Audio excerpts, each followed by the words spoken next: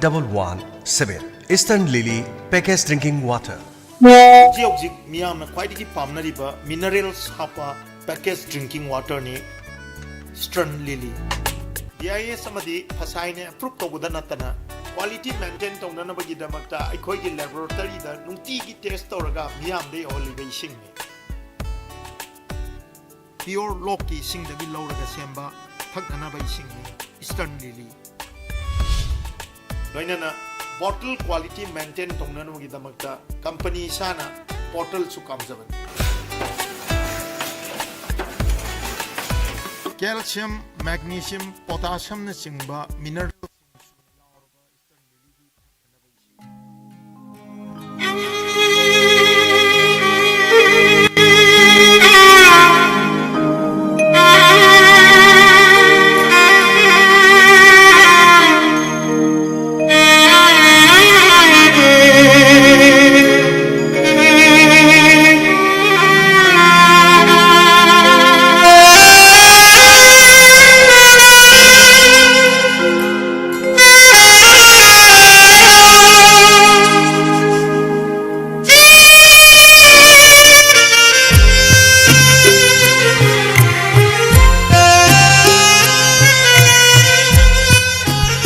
Sandok sa iba thong pangingasigin chana housing duna tunga platform sinda makhang mathingi thawang sing tabiri manana anjing tabiri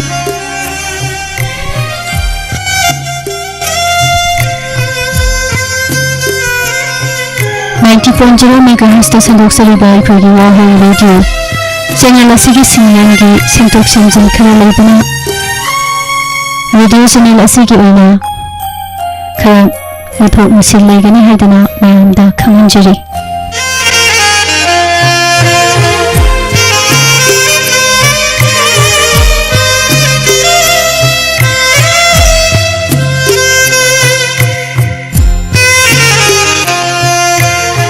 मैमदा मतंगना इक्सिंसरी 90.0 megahertz ता संदोक सरी बाय खुजुवा radio radio channel असगी segment की खरा सिंटोक सिंजन लेबना चैनल असे मुथो मसिन खरा लेगनी है दना मैमदा खंगजरी हबसे खंगी मखा तारकपदा अमु खुदल तमसरी सुमाइनिला कैदोबगी कीदोनो सुमाइनिला सिमुना टोंगा बा प्लेटफॉर्म अहु SKTV, ISCOM TV, MCTV channel, Highway TV channel, Sinasigi Kurang visual only biduna. Na Sumangla Kumhi Yanasi Lona, Posem Radio, Tonga ba platform singda audio gi khutang damu. YouTube live da audio gi khutang damu lila taminasi. Kudol tamjari Sumang lila, Kaidobagi Kidoino.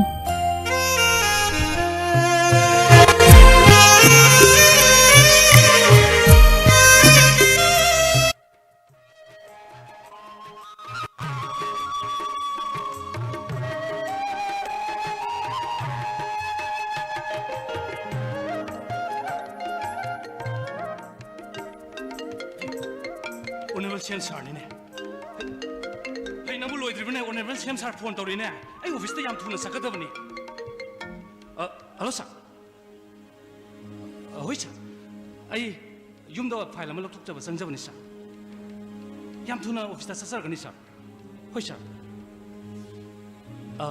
Agoi sa instruction gi loina na Disaster Management Act 2005 ki makhara thamliba matam gi athing bu sina. Lecture asi thing ba yam na kanali sir. Hoi sir. Strictly implement tong na hona jage sir. Bani sir. Laune nam bol loi bro.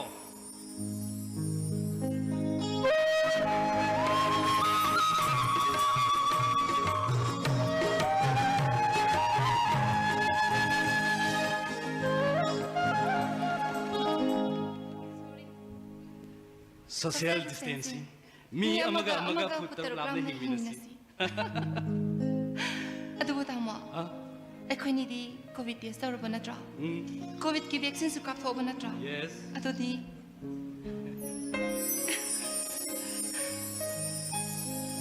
Ado. हंदकी कोविड-19 की second wave सिना ममांगी first wave तगी याम साथीबे हेलिको हंदकी second wave सिन तमा दे हेले साथीबा अदुबु section बाहायबसिना इसा ngakthokpada natana hingminagadariba ireisa singsiga hingminariba sigi अदुबु आइदे योंगी युम्बोरे बिना करिगुम खरा pizza पिथकपसिना पंगनगा से याम कंखटबे वानी होय लेरा असेंगवा सेंगवा होय बुंगा टिफिन सु हापो हाइदना सिक्युरिटी सिंग दले मक्सिना खरबने मखोयगी साहसु पिखिदा ngaरिबने वरमनी केदोय वादैबा अदुबु मेक्सना ऐ हंदकसी अखोय ऑनरेबल सीएम हथिंगना थिंगनर कांदा इखांग अखोय ऑनरेबल सीएम से मथंग मायम लई मरैबा मजातिबु यामना नुंसिबा असेंग लुसिंगबा अमनी हंदकी सेकेंड वेव से करिगुम इफ अखोयना माइथिबा पीबा ngamlagadi even third wave fourth wave लाबसु अखोयना लाइन माइथिबा पीबा ngamune habse अखोय ऑनरेबल सीएम सागे असेबा थाजबनी असेंगने तम हंदकी ऑनरेबल सीएम सर से यामना फाइ मादी चिंगतम अनिमक थोंग माननसु येंगे मियामगी दमक्तसु यामना खंदी अदुबु अइगुएदि सौनी कई साउनिंगबा लाई कई साउनिंग नोमी अदुबुरा लेंगा असिगी मखादा डीसी की थवोइन पुरीबसे तामो खक्तो ओरमलो अतैसु मयाम अमा लेरिबने लोहंबो कुइद्रिबो तामोबु कोविड लांजंगी वांगांगलोन हेक्ता हपसेल अदोगी ओरा ए नक्सु खंगी दुदी ऐ मेडिकल लोरबा मतुंगदा आर्मी की डॉक्टर ओइना मतम सांगना सर्विस तोरमिदना अदुदगिदी सिविल सर्विस एग्जाम थादना माइ पाए मथंग मथंग प्रमोशन फंगदना ऐ दिसी ओरिबनिदना अखोयगी ऑनरेबल सीएम सारना ऐसे मेडिकल की नॉलेज खरा लेरंगनी खनबीबा माले अदो ओके एनीवे अदो अखोय यमने अखोय इरेबा इजाति सिगी दमक्तदी अखोय होनम ताबने अखोयदी तोखरो फ्रंटलाइन वॉरियर ने हाइनरीबा doctor nurse police medical staff सिंह एमएलए मिनिस्टर डिपार्टमेंटल की स्टाफ सिंह खुदिमक मखोई नुंसीरबा मयुम मकई खुदिमक लोइना थादोगा इरेबा इरेसा सिंहजिबु कंदबा यादे हाइदुना मखोई लांजंग असिदा चावना सरु यारिबनिदना अदुनै कुइसु थवा यावनो होनबा ताबा अदुबु तामो अदोरे हा केदोगी इथंता हिंगबा नते हाइबसिमदि काउबिगन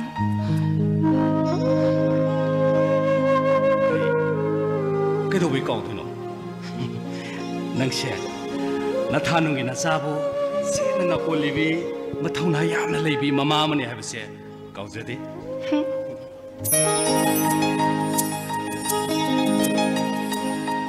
येंगोने येंगोबा आइना दिसी ओरमद्रबा खुंगंग निंगोल निंथिबी तनुरा नंगा थिंगरंगनि हाबसे इदि थाजदेबो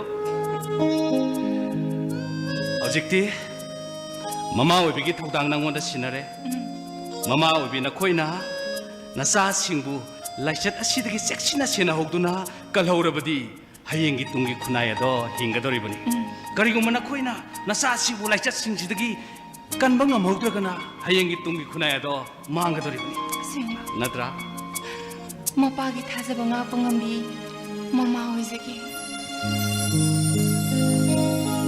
Nasagi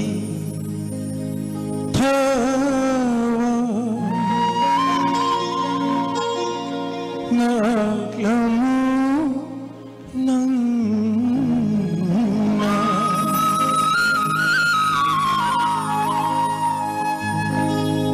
nasagi dhawa naglamu nang napanga sinare haikuna tarutanan nikhi bapuzona tarutanan nikhi bapuzona maithungo kanjino thato niyanda sambali nangi mushiba sagi isabu agudu hawa oribi isabu agudu hawa oribi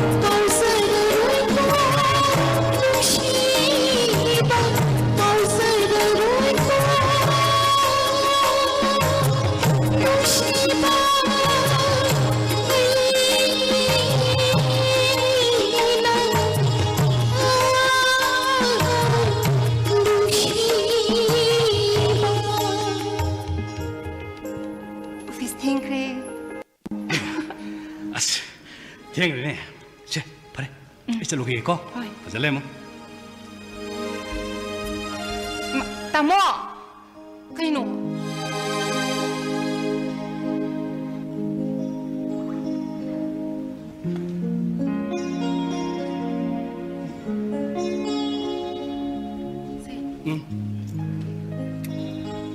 ꯌꯨꯝꯗꯒꯤ ꯃꯄꯥꯟ ꯍꯦꯛ ꯊꯣꯛꯄꯒ ꯃꯍꯥꯛ ꯁꯨꯡꯁꯣꯏ ꯁꯣꯏꯗꯅ ꯎꯞꯄꯤꯌꯣ ꯀꯥꯎꯔꯕ ꯀꯩꯅꯣꯅꯦ ꯁꯣꯔꯤ ꯁꯦ ꯑꯗꯣ ꯒꯥꯔꯤꯗꯁꯨ ꯑꯩꯒꯤ ꯃꯥꯛꯁ ꯌꯥꯎꯏ ꯍꯣꯏ. ꯑꯗꯨ ꯅꯪꯅ ꯎꯞꯄꯤꯕꯁꯤꯅ ꯚꯥꯏꯔꯁꯀ ꯑꯃꯠꯇ ꯆꯪꯗꯕ ꯃꯥꯟꯗ꯭ꯔꯦ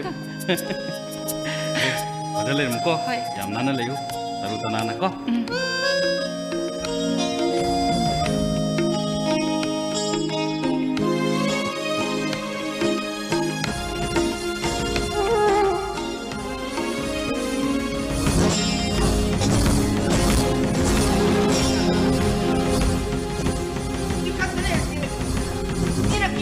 ꯀꯩꯗꯧꯔꯒꯦ ꯏꯃꯥ ꯅꯣꯏꯁꯨ ꯏꯕꯦꯝꯃ ꯏꯃꯥꯅ ꯍꯥꯏꯕꯁꯦ ꯂꯧꯗꯦ ꯑꯩꯕꯨ ꯋꯥ ꯌꯥꯝ ꯉꯥꯡꯕ ꯇꯥꯍꯜꯂꯤꯌꯦꯇ ꯆꯪꯉꯣ ꯆꯪꯉꯣ ꯏꯃꯨꯡꯗ ꯏꯆꯥ ꯅꯨꯄꯥꯅꯦꯅ ꯑꯃꯇꯪ ꯄꯣꯛꯆꯕꯗꯤ ꯁꯤꯅꯦꯅ ꯂꯩꯔꯤꯁꯤꯁꯨ ꯂꯩꯕꯥꯛꯅ ꯀꯣꯏꯕꯤ ꯂꯥꯏꯆꯠꯀꯤ ꯋꯥꯉꯥꯡ ꯂꯣꯏꯅ ꯍꯥꯞꯄꯤꯈ꯭ꯔꯦ ꯌꯥꯏ ꯃꯤꯌꯥꯝꯒꯤ ꯁꯦꯕꯥ ꯇꯧꯔꯁꯨ ꯌꯥꯏ ꯌꯨꯝꯗ ꯍꯜꯂꯛꯑꯅꯨ ꯃꯇꯝ ꯈꯔꯗꯤ ꯑꯣꯐꯤꯁꯇ ꯂꯩꯒꯦꯔꯥ ꯀꯗꯥꯏꯗ ꯂꯩꯒꯦ ꯅꯣꯏꯒꯤ ꯁꯝꯆꯥꯗꯣ ꯏꯃꯥ ꯌꯥꯝ ꯀꯤꯌꯦ ꯏꯕꯦꯝꯃ ꯍꯜꯂꯛꯏ ꯃꯐꯤ ꯃꯔꯣꯟꯗꯣ ꯅꯤꯡꯊꯤꯅ ꯂꯧꯊꯣꯛꯑꯒ ꯅꯨꯡꯁꯥ 이싱 사바다 수도 이몽다 부센딩이다 하비수 라우데 노이주 장어 낭 나우리 비니 비마 나 코이니 와리 사바도 이마나 아데 우르바니 삼나노 마땅 그라다디 하이바부 라우데네 비마 이마다부 와양 낭비 장어 이몽다 이마 삼자디 양파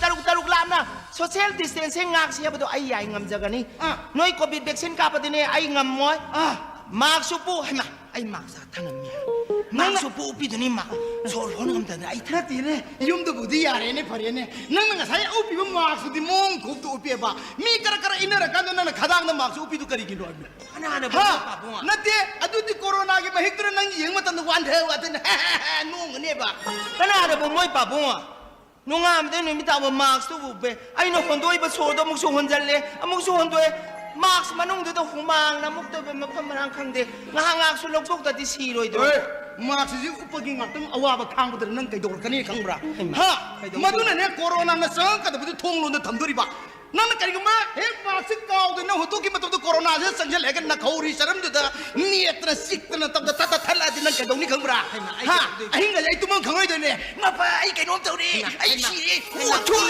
to ka doi kari sabta no ne kari sabta de kai no ha nang na hida kapsian na kaumina sabi na rure adu nang ne ta sien gi ba nang oza ni ko na dai no moi pa bungai bu oza ne kai do ro ai oza na te kana na haira age nate nang gu mo oza oi bi nang na adu bai na thum to ra ga di khami nyom bi phadi gom nyom bi ba pham masa pham bi ba lai ngai so hi ta sing na kari to rong ga de kham dai ngau re me adu mai na ga de hai bi nu da e kari genjang yom bi khame yom bi phadi gom yom bi ga praman tau bi ra kan moi pa bung za moi na sa ta sing da corona virus ki matang da phajana explain ai haurak phang khang da ba ha ojani adu ga khang da ba ga di hai bi ra kan moi pa bung hey nang ne oza oi ta di phare ai wam hage nang na chhatra sathi sing da corona virus ki matang da nang class ke lau ra ba lau gre adu da amu han lau ai ta ge hai ma moi pa bung ai ta ge haro moi pa bung gi makok ta gi he hogalak pi thau lai ta ba gi hauna bi do ai yang wai ngam di ai makok tai hau ai makok le hau da ya ro ni sangi nu oi ma na ta sang ma ju ki ne ma ma su ti ne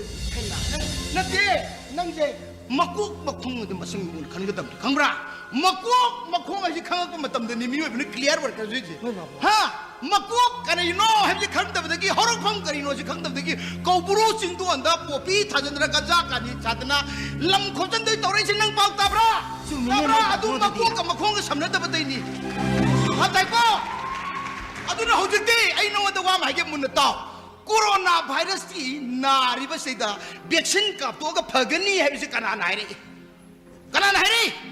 ha vaccine ka pa yati hai se kana nai re se horok pham ani se thiu horok pham ni thiu hojik ti aina sum ta ba da di vaccine ka pa sina अरोइबु उपायनी machine bill लेती है कनाना लाउथोरके बुदा पृथ्वी खंग हैरबा मकोक तांगबा मकोइ सोबा doctor मयाबदु पुथुरिबि रे मोय बाबा खंगब्रा कनाना लाउथोरैबा भारत की prime minister लाउथोरैबा Manipur कनाना लाउथोरैबा मणिपुर की chief minister लाउथोरैबा vaccine काकुम जाइना कनाना लाउथोरैए कोइ साइदा लेपुंग फंबगी पद्धति ताम लई मोय म्यामना पुन्ना तानरगा लाउथोइबा खंगब्रा अदे करी हाइनरी होती एंड हाइनरी अदे जवा सानब हाइनरी अदुगी पाउद नंग थाजरगा चीफ मिनिस्टर लाउथोय थाजदे है वाइजिबु सिबु मपै मको खंबै वारी राबा मोय बाबू नंग हौरफम खंगे नंग हौरफम दियो एलेबनिदा आई हौरफम खंगजाई आई फजना कोरोना वायरस हाइजे माबोय बाबू हुजिकता लाकपनाते सेकेंड वेव ने से फर्स्ट वेव तकी फजना खंजग्रबनी मोय बाबूना याम थाजबिदरगने आई हाइजरके मुना ताबियु कोविड-19 हाइबदी कोरोना वायरस डिजीज 2019 सोक लिसिंग अनिगा तराम सुमना तरामापन अदुदगी हौरप्पा मसे मोय पाबुंग करिया सार्स-कोव कौबा वायरस अदुना थोन बने सार्स-कोव हाइबदी खंग्रमा severe acute respiratory syndrome खंगेदना आई खंजै ओइरसु खंगिबा नंगना अदु यौना बेहिदा कासे यादरगदी नते ओक्टो थौबगी नुपी वजा ओइरबे नुपी नंगना यादरगदी ओक्टो थौबगी नुपी अंगांग अदि ड्राइवर की नुपी अंगांग दि करी खंगम दे मोय बाबू आई करी खंगम दे जरा आई आंकी जै ए काप तो सोय नंग काप के पर कापो हेब्रा हैना मोय बाबू आई बुने हाइबे इन द बिनी लमेन बिनी जो हाइबी गनो आई वैक्सीन काप अदुददी आई ngam जरा आंकी जै आई मिरा नते नंगना कीरिसि करी मनुंग दि नोनी हैना मोय बाबू कोविड वैक्सीन ने काप पुराना पद सी हाइनारी दुदी मोय बाबू कना हाइबा मोबाइल दा फेसबुक दा व्हाट्सएप दा मोय बाबू मोबाइल पाइदो नोंबो फा येंगदब्रो अदु मवा लोगदि आइना मवा लोगदि मा कया अदुम द मवा लोगदि आइदि कापसि आइदा मवा लोगिना अदुम नवा थो लोगदि मीना हाइजलगे हेतल लोवे नते मीना कोरोना वायरस कापदा के वैक्सीन कापदा सीना संतोर अदि नंगसु कोरोना वायरस कापुबदि खोंग खरग सिंगबदु फरे नंग त संतोग याद्रो नंग हैना हा लोग याम थुंगलबदि ऐसे वैक्सीन कापदि फरे न संतोग याद्राबा अदु हैतिने हा mean ngang wa lawru ne अदु द सुनती मोय बाबू करी वैक्सीन कापुबदगी हाथ चामस न पी पुखम न मा आई तु जुंगी आई मोय बाबू आई ngam जरो आई होय अदुदि लॉकडाउन तौबसु कुइरकपनिना तंदना कोरोना वायरस की मकीबगी मापानदा तनमनगिना मापान सोकथोक्तबा इरुजतबा मियाम लेने खंब्रा इरुजद्रमनिना हुमांगदो सोरकपदगा गोम ओइद्र नुरा अदुना सामस्त पगना तन्नपिनिने हैना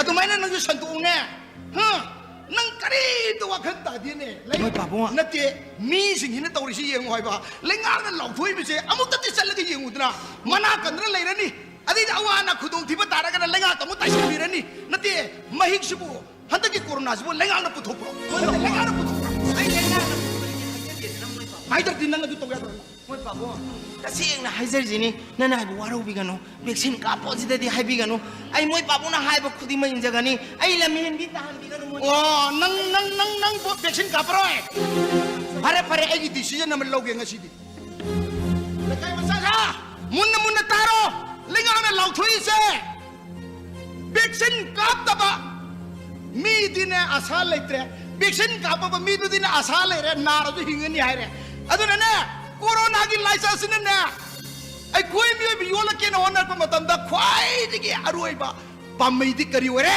वैक्सीन कापन ओरे नंगी नुपी नंगी नचा न मौसिदो गसिदगी वैक्सीन कापन नबा हेड ऑफ द फैमिली न सान होनरो आई दिंग सिदि इमुंग सिगे हेड ऑफ फैमिली दिना आई नुपी वैक्सीन कापन काव बहुत के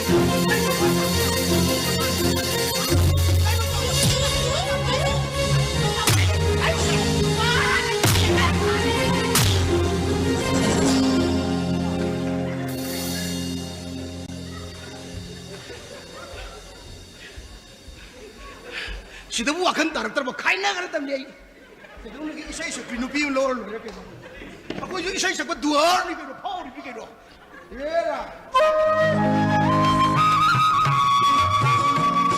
दिसी ममाने बमा इसा नुपा दिसी ने बा लेपाम yang वाखन ताली ने बा अदु सु वाखन के बा नन कइनो सिबो सिंग पुंगदों मनागा फुटबने बाबू सिंग पुंगदों मनागा Sina lena da ke kana da. Pabung, yariba makai khanau se molhan loidabani. Aina pungdon mana hapsari basina sugar hen ge torubasu hanthan ga doribani pabung. Aduga sida sinatana sujang masam sisu sa oina phajana thakpada haksang yamna te khalanle. Hosiki matam sida section bako bo hidak sinatana malem sida amata leitre haina tamona tatana haye. Impan nupi. Oh, impan nupi namaz de kaim da khang de ko. Kongang nupi nang adu yong na khang du namaz ju kai da ne he. Nama impan nupi si ke mamang da. Wa ta ngang ya de ma apa ta ni pu thui si. Mana ga hai de kyam nuksi ai mo hi hai de kyam nuksi. Mana hai ni ko. Matai maku se tham na leinari se. Mamau nupi ga makai maku tham leinari se. So sen di sen sing ai do bahu ya de ki pai pun tam biram num ne ma. Sei ju yari ni ko. Ai da matai maku urga. Mau jina maku khumi ji kai gi no ga hai di. Sumai na corona ma lak da mask khum do re se. Na hawai ni pai pun hai ram ne.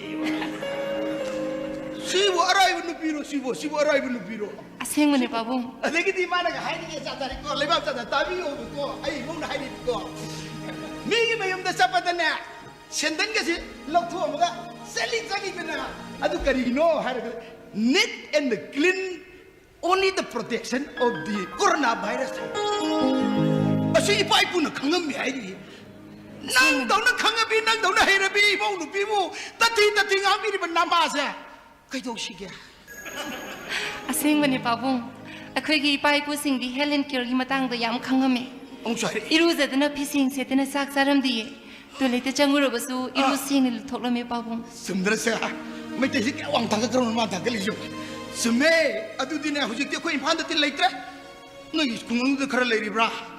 Koi sai da tawri su dine khongra phure long ga je numitare ni hong da ba mi lei.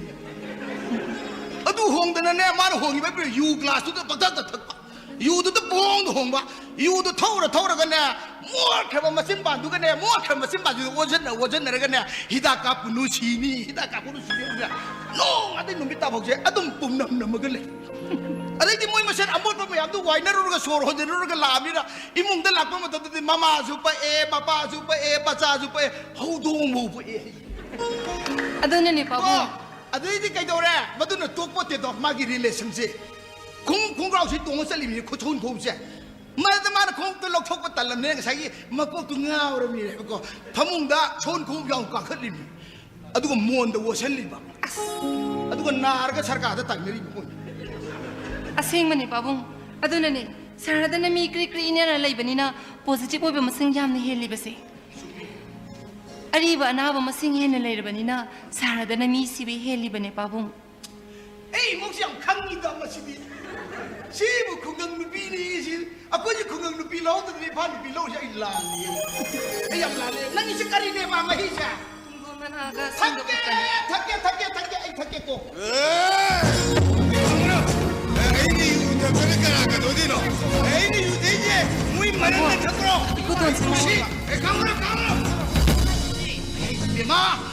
Nakudon anan basi lain nang bo nui aina phar ga iru ja thopi ge to je to ti lak dal le ram ni si man iru je ti je thang pham pura pharam ni man ngau khal ga normal sukta ta da le je kui ram ni man ama ta ma su upu ya de ma khut sa ha bu ya de man to ri je yu thai je sanitization to ri ni ba hari ta cho na sanitization to bu di na sin ba da to ri na khut da to ni ai di thibong thi nyang to ri ni Masa ayam tu warok gige, nang ne nakudong ngasona kan uko, nakudong lagi mungkin sangun uko, nang ne, nawan asam ne ko senja pai, song nang kata sango, nang lau hutra ngasi dia, nang ngambra yu ngau ber ngambra isai sapra ngambra di ingat tare.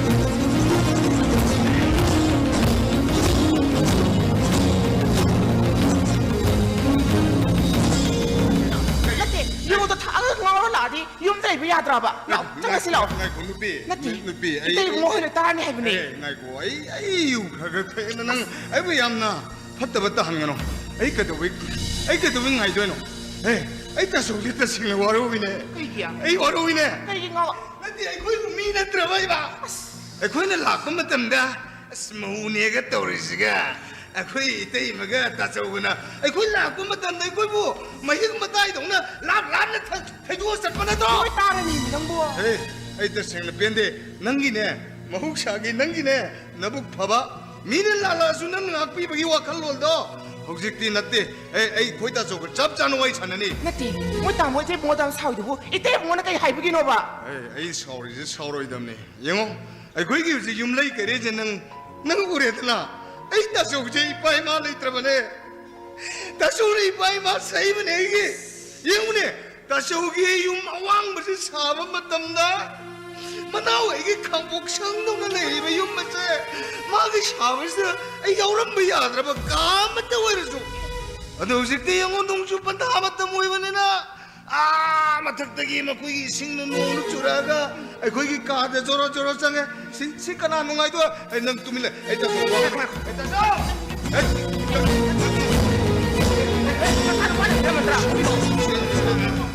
nang taso na kauri siya ay kaya nung sinang na taso yam nung si taso kayo na na kauri siya Nupi nang ay na yuta ka no ay nang yadra ba taso ay wahay sige siyang na yun sige maramdan ng wangang kano ingang na taso ay mahusadagi ay di ipay masulay tramina taso si ay di ipay masak na nakumbirek po ni ipay masak na nanaywakan na pukning na tamoy na taway na sangda kanjari ba ni taso husikso taso bu nanaw na tawgalol da nawalog di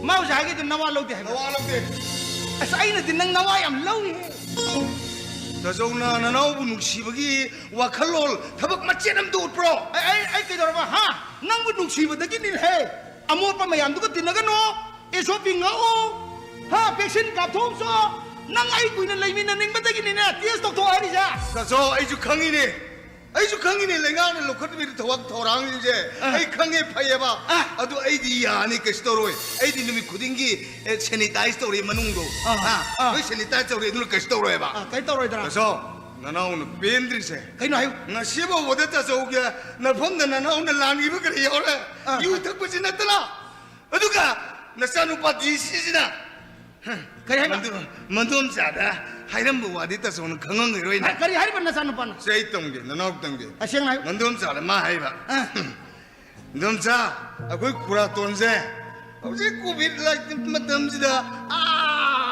vendor laga yu than ga nu sini ne si bo hai ba bu wara ba adu des ne tine taso akoi di siling jen isanu pana mandum sada mandum sa kay gum ba koi khatona ni buwe bani na ka thakning chaning torajo se khara pitho maban thol ga noi ne na ti si ngai ko nu bi na ngai ko ta so wa ngam ne hey na ko kum hanga ko ma ko thaklo to si ka si yau do ado si ta so gi sanupa ai gi sanupa se di sini ma na ingon si pi si thoklo thak si ka si kari na tra do ayu ne ta ayu ne mandol sa na sanu pa du sin rama tam le noi mung jong sanga marana janga mi tei bungo moi kha to na bender sang se yam saurami aduga lockdown le bigi mingda yumna ro ma sin pun silaga sokara du sanaba jwar sanaba se tawrabati lockdown le bi kana ba kai shilete madugo mi yo shwe thengerabati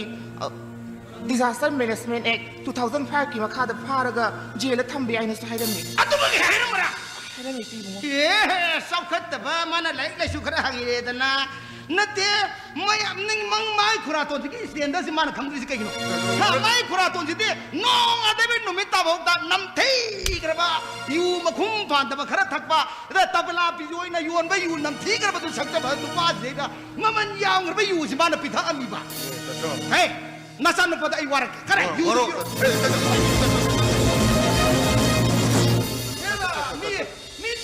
na fatwa apu mo mayam thangmi na jege torga mana nungsi ba pisal me piro taso haro nati taso hojik tai ai thamoi se ningam maktre ne taso kari gi ai khoi gi sanupa legion dc se ma dc de officer oi banati ko ma di officer oi badanatna miyam gi yamna phaba thabak kaya ma taw hai se ai khangi ne yum nei dak thadi ko bi changoi lamda chalu ri mi puluru mina changak pa ya na se si batan je pyramid je ta so se koi na mangan gro lang thok gro na dra ta so na ai ngon de gi lo gro adu si di mang ra ni adu ta so akoi angang lingjian se mi mang de I kai roi de 다소이네디 강드리바 이 자누 발링 진제 그이노 마디 디시아 보우니게노 영어 마디 영어 아이코기 레카에 시기 사가에 시기 아이코 이몽을 시기 아릉 도와미 작니네 좀 들었다서 나 사는 빠지 아름다 가봐미 마네 마마기 수업 단나가 낭나 얌간 호너리 나드라 마기 마마기 수업 단나가 낭나 호너리 나낭이 나마지 그라 파잔 바상드라 나마이 파잔나 봐 에이 떡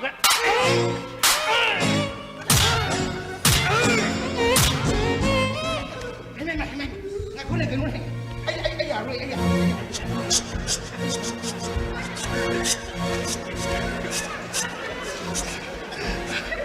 anh mà ai tía tông tới đi à rồi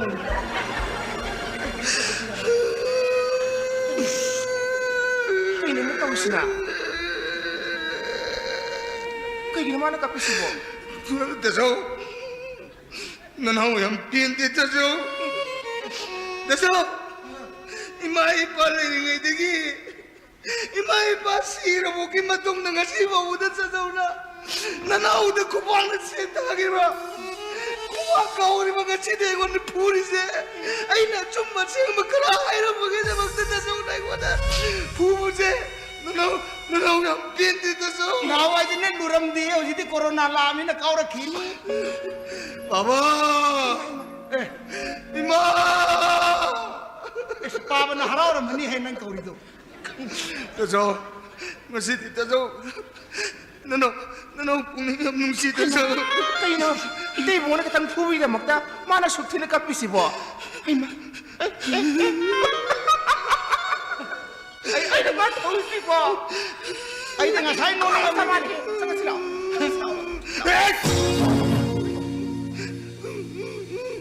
Pero nung ay natamoy siyang nagkapana ay nungay tamo nang naharawal siya kayo na yung wala karyong katay na iro karyong katay na iro ay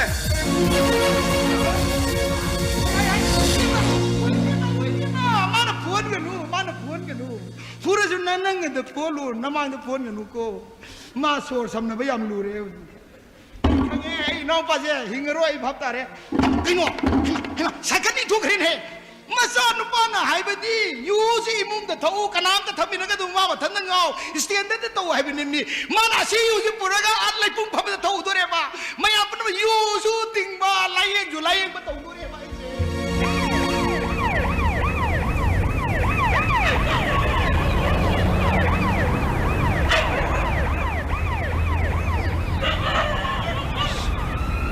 Pulis dilay tramane Handak di sorok si karat tae mamanggi fast wave tadi mi ngakan handak di phana phajana tatlam ni na mi si kya di ki nerab jani ada karat sali mi ne ti hui di marang kai le sorok si hadu ai to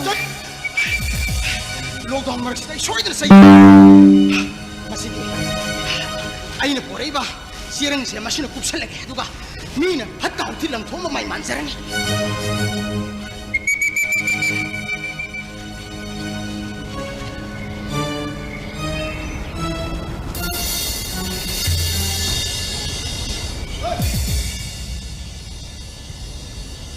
Kenapa saya lem itu? Hah?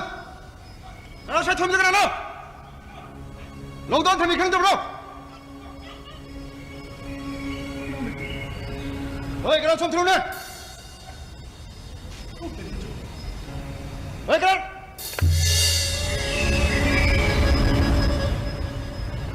How's ini buat orang 10 minit thami macam kamar. Siapa kamu wakil yang udah thami minum apa sih bo?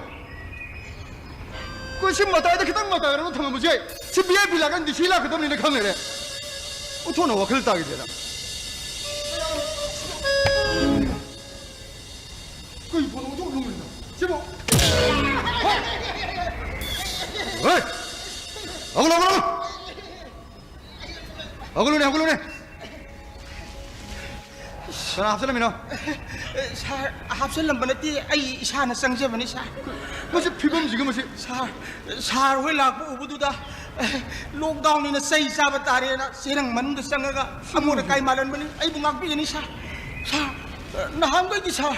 ai som de hek sat pani sar hoi mar mak te lei bu da som gi lambi sid di lei ram moi da na ai lak sa mani sa kai gi no sar hoi na ma pham hong da na lu thum bu dong ni check to bi ri si sa ngasi gi kayam kana bi ri ke kayam kana gi de ke no ha kayam kana gi de ke no ai khoi na ngasi si ba chang ba khang de honor ri bi si bu ai khoi ka te gi no nui gi chang ga ba ra mak su salo mak su salo sar ai hobi to da na max yong je rak tre 그 놈 시부 감도 기들어 보는 거.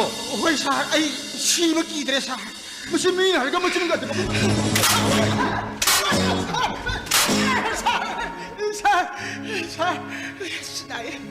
사 폰이 부비를 딘 신의 부비요. 사 보스마 돈다 CCTV 카메라도 텔리. पुलिसना हाथ पने हाय दी इतु इसा कर दो जो खेती Buren फंगाउनी सा लवाइले फुदै चम्बी सा सही अमनी मचन लॉकडाउन ले पले तर तरफ पजदे सा कोई माइ कई छलाई खंद्रे याम वारे सा ओए नंग कई थबक तोय सा आई आर्टिस्ट ओइ जबनी करी आर्टिस्ट नो लीला याउ जबनी लीला की तबला थिंजबने तबलो चिंजु लेउदबा इसा मसा तुगा उन हेक सिमिने बसुंगमदा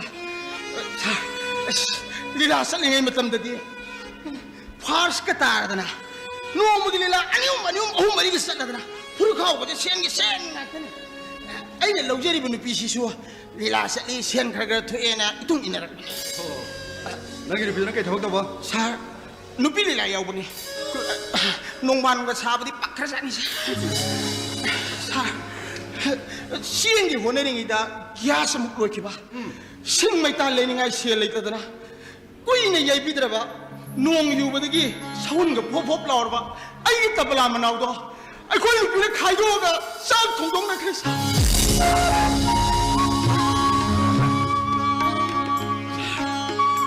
आई कुत्ते सा आई हमारे सा आई खुद जैसे याउदबन सम्मान मफांग याउदबन tabla मरुदना dung kapno ay yang mangamde sa ay awai 왜 그래 능보 아이는 우기 부금 도리네 능보 나티 능보 릴라요 봐 땀라가 팀부 들어네 mani sa ay ni sa nang bunung siduna hingli bani 쯤에 ay gi samlaba mapoksida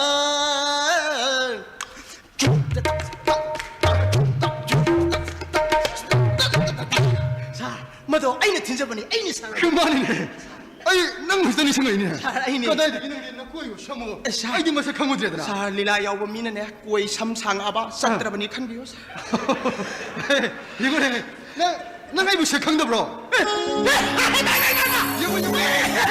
करी कंदरी सा 색강브라야 सासिन हवाई लीला की हीरो कुमनी लागा पक्का दने सा लीला हाउदर के दिशा ये एक शब्द तो सा अदुगा कांस्टेबल की ड्रेस का सेल लगा मी ये सिब के एक कादो काजी का उदो मनी ये भी जगह 왜 그는 뭐 미따다리네 능보 무시 아이 깨달아기네 सारी यूनिफॉर्म जी ना हवाई लीला की तरह 그다이 되긴 오다 시디 사카나 베베 유니폼네 아이네 오리지 샤니네 사이 लीला याओ मरते सासे लादी बनु पान कोई की बनी सुनी वने मतमदुदी 아이네 라이라야 온 라이가두디 너가 năng yang 왕물리 세로니 염다가 빠미나바 레로 너네 미라기부터 아두보 포스키 타박도 봐 폴리스 컴버스드네 하디 암레버 시am 까나부산이네 사카나 비범무이게 하두다가 아이네 hen토 버니미 아사드나 아이 샤나 퀄리파이 오셔버가 피가 이게 피드스가 런막 피지컬 빠필 왜 버그나 사카스 내모도 시끼임 핵로도 그 타박시 하비분이네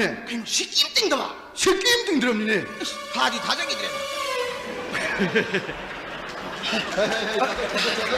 하 파이네 시키 롱드는 타박시 하빠디 아이 거기 가시 하 아인 culture tapalaga 틀레디 치잉이 팀게 하니 우업도 싸워 하니 마두기 맞담도 쉬어들 라카니 아두 한적이 세히 어머니시 너코시 얌는 와라머니보 양화래 사 이사 한번 콩 함들어버니 사 사들어 미마 콩 한번 함들어버니 사 사할수 police were में फबने न तरदिने लीला याउले में आई दो मुवार Manish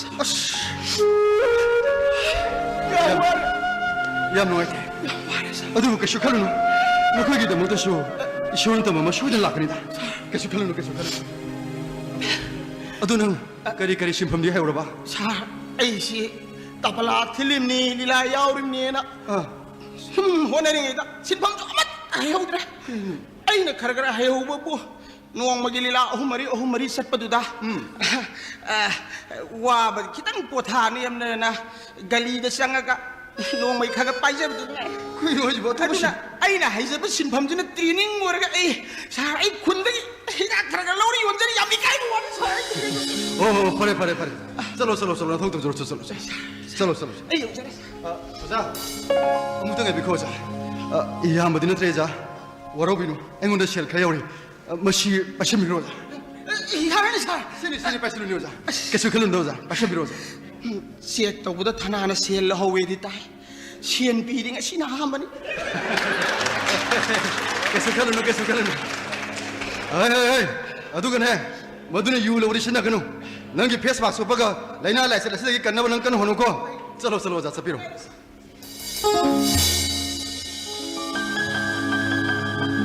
무슨 거리 또 호브라겨자 ada tu yang kau tahu ni 그이 누구자 거리 파스 보기 노래 보자 pas tu boleh tu fail oi ni 거리 그이 누구자 필러 보기 뭐 샤드 보기 비브라니 보자 masih dah lah pasal dia begini saya nang saya kau tu kian besar ni 어르가 데리고 오자 아이 오자네 경저더드나 더글롱까지 그래 오자 오장아 비가니 어서 거리기 샤드 비게 노 covid positif oi ngarang saya kirum tahu ya nak ina sih tu salah hai test tahu ni aduh positif result saya ngasih dah lah ni hai ende je kau yumdo kantin bin jual lau kerana itu na karbar tepat ya nak serang cinta ai thanna ba kuat ho gena naksa bani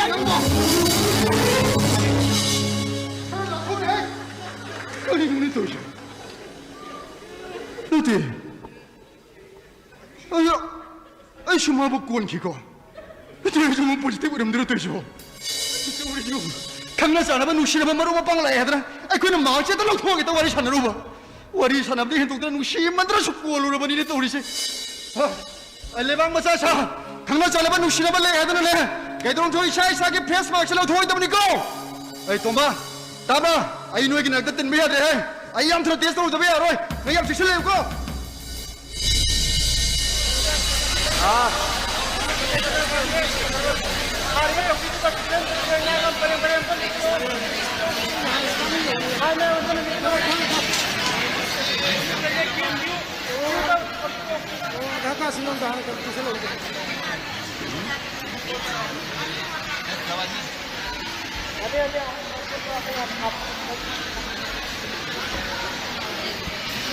mayam kadang lagi antara lebih ko ni nak maga yang nak sana bila no ibu tu biar wih bro mayam situ mau ibu tu biar wih bro yang ni yang sini bro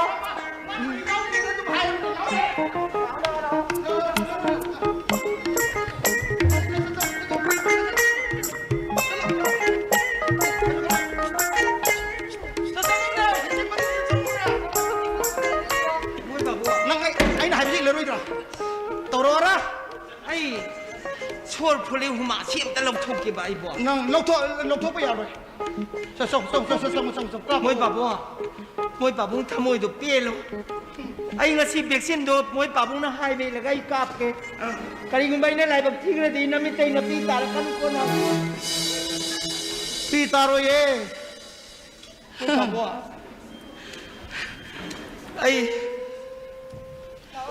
sango nang yatra pa moi babu ai ka pa ke mi mang da tor kan hong na thôi toro ye ma rai do ka ko ang bum da nahan bu soiram ni ko handak ti soin be yadram ni ko nang phasana kapu ko ai hai wi ina din nuksi grab jani ne nang ja moi babu kasi na bai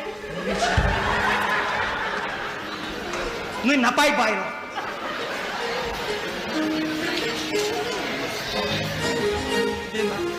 kita kasih yun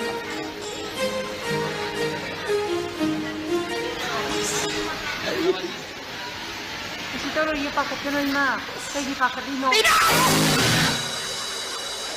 kaya ꯀꯩꯅꯣ ꯀꯩꯅꯣ ꯏꯃꯥ ꯀꯩꯗꯧꯔꯒꯦ ꯏꯃꯥ ꯀꯩꯅꯣ ꯏꯪ ꯏꯪ ꯂꯥꯎꯔꯒ ꯆꯤꯛ ꯆꯤꯛ ꯂꯥꯎꯔꯤꯁꯤꯕꯣ ꯈꯪꯄ꯭ꯔꯦꯛꯄꯨ ꯈꯪꯉꯨꯔꯦꯃꯤ ꯀꯩꯅꯣꯅꯤ ꯏꯃꯥ ꯂꯁꯤꯡ ꯈꯤꯇꯪ ꯊꯦꯡꯕꯅꯤ ꯏꯃꯥꯗ ꯁ꯭ꯄ꯭ꯔꯦꯠ ꯈꯤꯇꯪ ꯍꯥꯞꯄꯒ 이베마 스피릿 하빠다도 얌 찍찍 라오라지나 디노 예쁨도나 틸라디 까리 오이니 아저 라올라 그치 라오 이마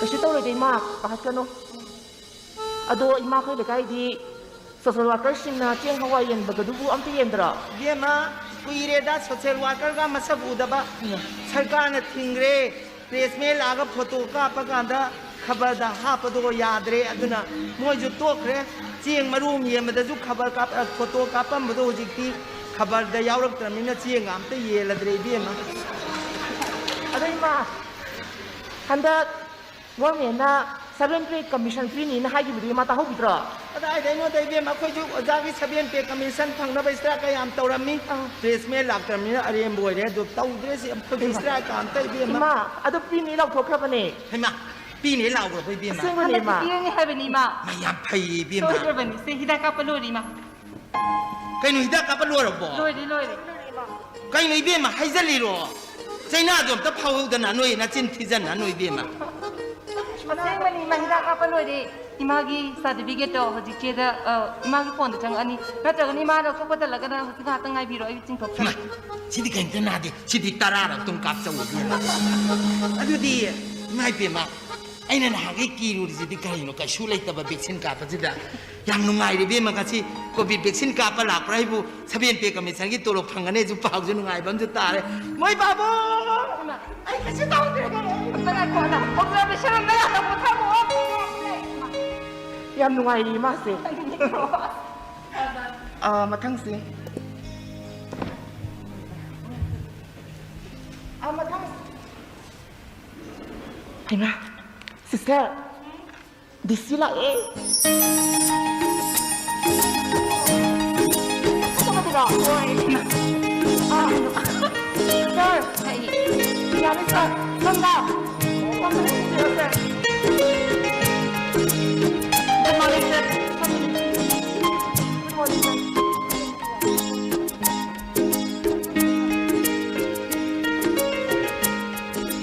Sister, vaccination came as Yadum, Vumpana, Mayam, they don't tell you.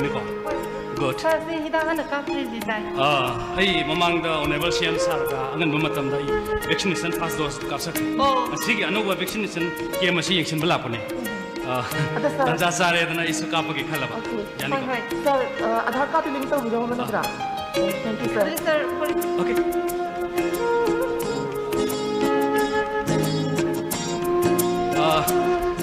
ꯃꯌꯥꯝ ꯁꯨꯇꯤꯟꯕꯤꯔꯤ ꯃꯌꯥꯝ ꯇꯤꯟꯕꯒꯤ ꯈꯨꯗꯣꯡꯆꯥꯕ ꯂꯧꯖꯔꯒ ꯑꯩ ꯃꯤꯌꯥꯝꯗ ꯀꯔꯤꯒꯨꯝꯕ ꯈꯔꯗꯪ ꯍꯥꯏꯖꯒꯦ ꯋꯥꯔꯧꯕꯤꯕꯗꯤ ꯌꯥꯗꯦ ꯑꯩ ꯃꯌꯥꯝꯒꯤ ꯀ꯭ꯌꯨꯗꯤ ꯊꯨꯒꯥꯏꯖꯔꯦ ꯇꯁꯦꯡꯅ ꯑꯩꯈꯣꯏꯒꯤ ꯚꯦꯛꯁꯤꯅꯦꯁꯟ ꯀꯦꯝ ꯑꯩꯈꯣꯏꯒꯤ ꯚꯦꯛꯁꯤꯟ ꯀꯣꯚꯤꯗ-19ꯒꯤ ꯇꯤꯀꯥ ꯊꯥꯐꯝ ꯑꯁꯤ ꯑꯩꯈꯣꯏ ꯑꯀꯛꯅꯕ ꯃꯐꯝ ꯃꯇꯝ ꯈꯥꯏꯗꯣꯛꯆꯕ ꯂꯩꯖꯗꯦ ꯏꯁꯥꯒꯤ ꯈꯨꯗꯣꯡ ꯆꯥꯒꯗꯕ ꯃꯐꯝ ꯑꯃꯗ ꯍꯦꯛꯇ ꯆꯠꯄꯤꯔꯒ ꯑꯩꯈꯣꯏꯅ ꯍꯦꯛꯇ ꯚꯦꯛꯁꯤꯟ ꯑꯁꯤ ꯇꯧꯊꯣꯛꯄꯤꯌꯨ ꯊꯋꯥꯏ ꯍꯤꯡꯕ ꯍꯥꯏꯕꯁꯤꯅ ꯈ꯭ꯋꯥꯏꯗꯒꯤ ꯃꯔꯨꯑꯣꯏꯕ ꯑꯩꯈꯣꯏꯒꯤ ꯌꯥꯝꯅ ꯗꯔꯀꯥꯔ ꯑꯣꯏꯕ ꯄꯣꯠꯁꯛ ꯑꯃꯅꯤ ꯍꯥꯏꯕꯗꯤ ꯑꯩꯈꯣꯏ ꯑꯣꯅꯦꯕꯜ ꯁꯤꯑꯦꯝ ꯁꯥꯔꯅ ꯍꯟꯖꯤꯟ ꯍꯟꯖꯤꯟ ꯂꯥꯎꯕꯤꯔꯤꯕꯗꯨꯅꯤ ꯊꯋꯥꯏ ꯍꯥꯏꯕꯁꯤ ꯑꯇꯥꯡꯕ ꯌꯥꯝꯅ ꯃꯃꯜ ꯂꯩꯕ ꯄꯣꯠ ꯑꯃ ꯑꯣꯏꯕꯅ ꯑꯩꯈꯣꯏ ꯊꯋꯥꯏꯁꯦ ꯍꯤꯡꯅꯕ ꯍꯣꯠꯅꯁꯤ ꯑꯗꯨꯅꯕꯨ ꯂꯩꯉꯥꯛ ꯑꯁꯤꯅ ꯌꯥꯝꯅ ꯆꯥꯎꯕ ꯍ꯭ꯌꯨꯖ ꯑꯦꯃꯥꯎꯟ ꯑꯃ ꯄꯨꯊꯣꯛꯑꯒ ꯃꯤꯌꯥꯝꯁꯤꯕꯨ ꯍꯤꯡꯗꯕ ꯌꯥꯗꯦ ꯍꯥꯏꯗꯨꯅ ꯐ꯭ꯔꯤꯗ ꯚꯦꯛꯁꯤꯟ ꯇꯧꯊꯣꯛꯏꯕꯁꯤꯅꯤ ꯃꯌꯥꯝ ꯋꯥꯔꯧꯕꯤꯕ ꯌꯥꯗꯦ ꯃꯁꯤ okay thank you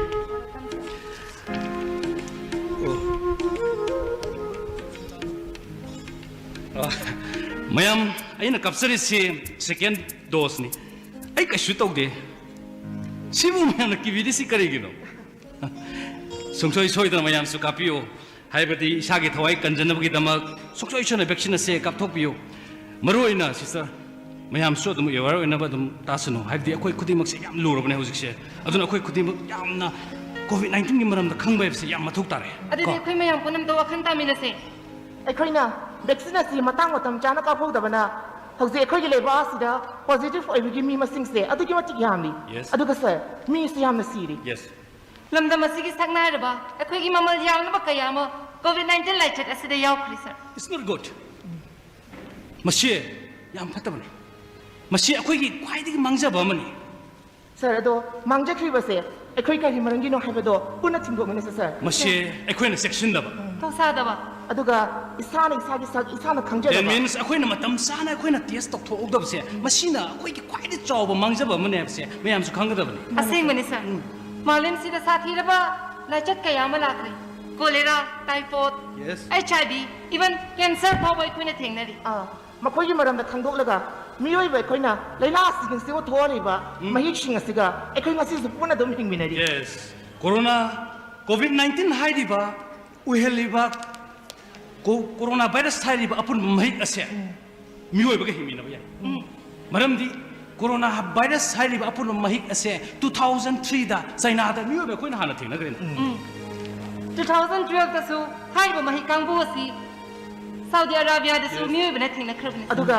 हौजिक थोकलिबा corona virus असिना वानगी चाइना दा डिसेंबर की 2019 दा थेंगरकपनि यस मसीगी लाइचत असे मथंग मथंग पृथ्वी पाक सन अखोइना संदोरकपदगी वर्ल्ड हेल्थ ऑर्गेनाइजेशन ना अर्जेंट मिफम अमा फमलगा कोविड-19 पेंडेमिक हाइना लाउथोखरे मसिना ताकपदि कोरोना वायरस हाइबा अपुनबा महि की खुटपु असे मतम कयागी ममांगदगी हाइबदि मसिदे सही खरगी ममांगदगी मियोइबा अखोइगी मरक्ता लैरे हाबदि अदु इतादि अदुम लैदोरबनि अदु इतादि अखोइ केदोबो ताइ मागी मरम स खंगदोबो ताइ मागी बिहेवियर खंगदोगा अखोइ हिमिरो ताइ अखोइ योने अखोइ से यामना वखल लक्षिंग लैरबनि थागी लेबाक्ता खुंदागी खलबा मियोबा कोइना कैदुबि कोरोना वायरस हारिबा अपुनबा महि की खुटपु से कैदुबि की थोके असेंगमनि सर सोर होनबा कयाता खुदोंग थियानबा महि कोइबना हाबदि मातोन अमदि चिम्बान से मार्क्स मोंग चुनु पिबता यस अदुगा सिस्टर हारिबा महि असे फुट तरुक्तगी हेना पाइबा ngамदबा मरम ओइबना अखोइ सुंसोय सोइदना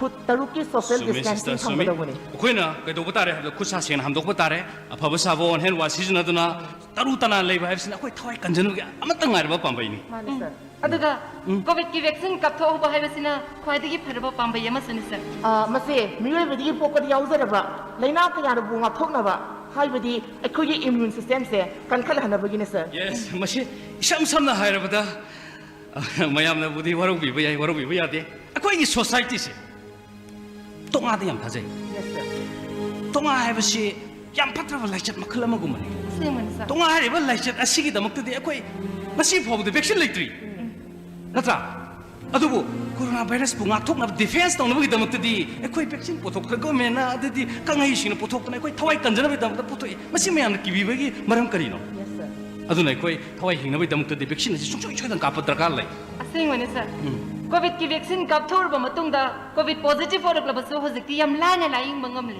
मिस्टर अदुगा कोविड टिका थार मियोइसिंगना कोरोना की वेब कया हाइदि मखल मखल क्या सगोन होंगदुना लाक्लबसु अखोइ किनिंगाइ सुंगोइ ओइदि सुमी मरोइना तसेंगना हाइरबदा अखोइना खंगदबदि युम लोसिंदुना थंबिरिबा हाइबदि अनाबा सिदा मयाम अमा अखोइना वैक्सीन कापा लाअगसु युमदा लोसिंदुना कीदन लेहौरिबा मयामदो ताकपिरगा अमुक्तंग वैक्सीन कापथोकपिरगदि ख्वाइदगी अखोइ मयामसे हिंमिनगनि हाइबसे अचेबा थाजबनि असेंगमनि सर अददि सर से ngakta ऑब्जर्वेशन रूम दंगा तो पथाबि बिजा यारे ओके आई मयाम ngasa इंटरेक्ट तौदुना वरि सानरिबसे आई पोथारेबनि सर पुंखाम तन लेबिनाबा मरुइना आइना फ्रंट लाइन वॉरियर ओरिबना कोइदा आइना हाइनिंगबदि मसी चेक्सिंगदब यादबा कोइना मरुइना खंगदबदि no one is safe until everyone is safe हाइबदि असी कोइ खंग सकदब ओके गेट यू अदो सर खमेन सिमगदि साबिरु खिनुको सर कई साबिरु नुको सभी तो मुझे साबि यादिको सर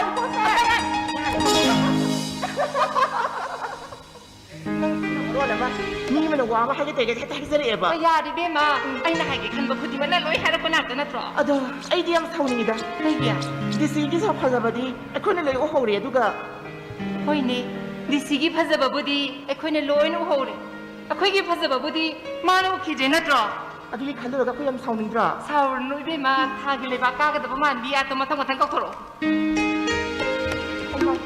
कइनो याम लांबिरि दुबो खजने क्या तरह बियो सोशल डिस्टेंस ता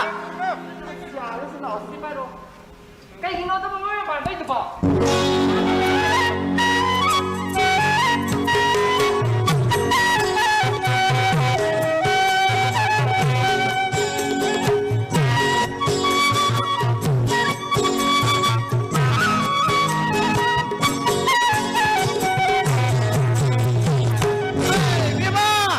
इपा से उसे जोग तौगे को जोगा तौगे इसा से कर नहा वहंदना सोर होना बगी पाइप से कर लाउथोन दया द्रिए मही अते अते संगन दे बिद सोर से मनिंग तमना इसिंग अकन मद मही काउसिंग तौ थबद माइन मही से तौ थ दया द्रिए अदुना ने मथक तौगे मी अते ने दिसब तोरकनी मी अतोपा आई जे इसई कौबला आदिने सोशल डिस्टेंस तंगांग नो को थदत पे याद्री ने कारबार से हुजिंग मतम द कोरोना की मनुंग तौ दो कारबार से करी वरमगे बुने फार्मेसी फंबो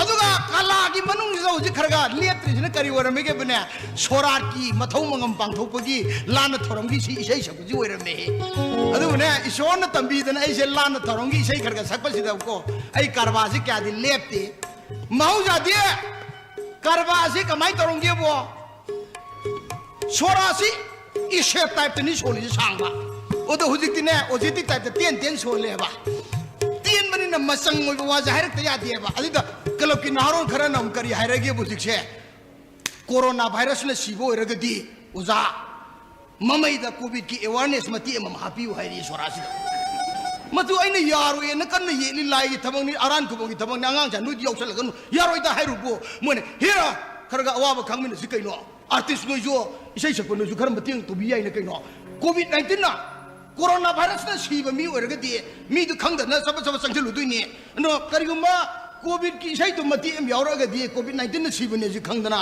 कोरोना न सीबने जी खंगदना फेस मास्क नो उमनर कदुइनी ओजा खरम बतिंग पांबिउ हरकुद लेथोक पे याद्री अदुन होजिक से तेन तकपा इसे मति एम तंबतारी अदुगा जोगा तौगे कोई चोप याद्रमीन कहीं अखोन लान थोरंगी इसे सकपसदे अखोई नेशनल अवार्ड नी इथंदनी लेइसी अदुदि अखोई chop Yadav मीनेबा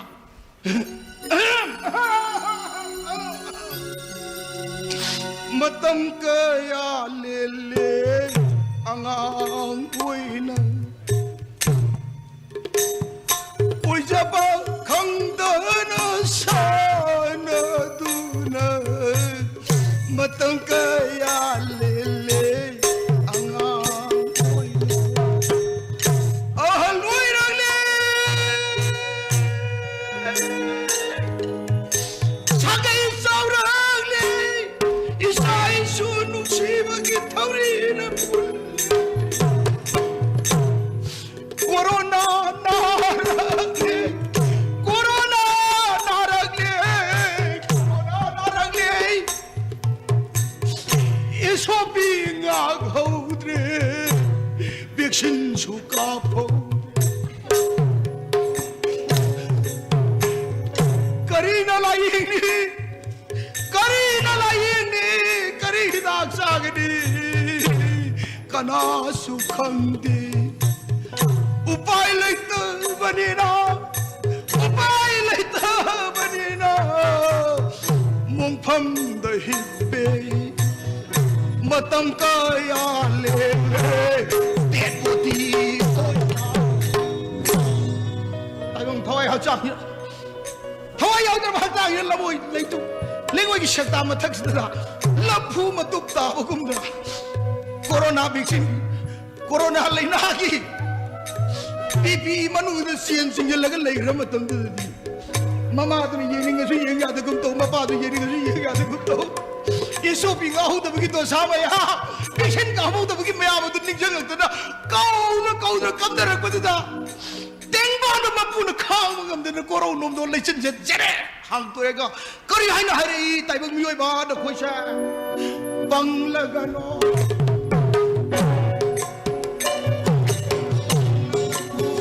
tai bang mi oi ba bang la ga no tai bang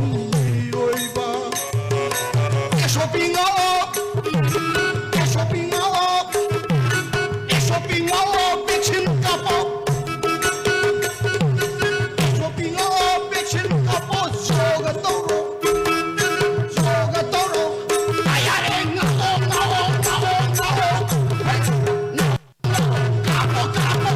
Capo. I need a capo. Hey, capo.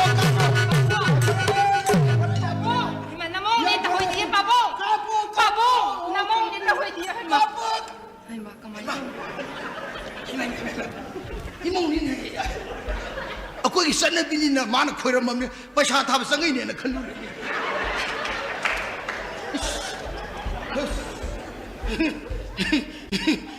इकाई गया था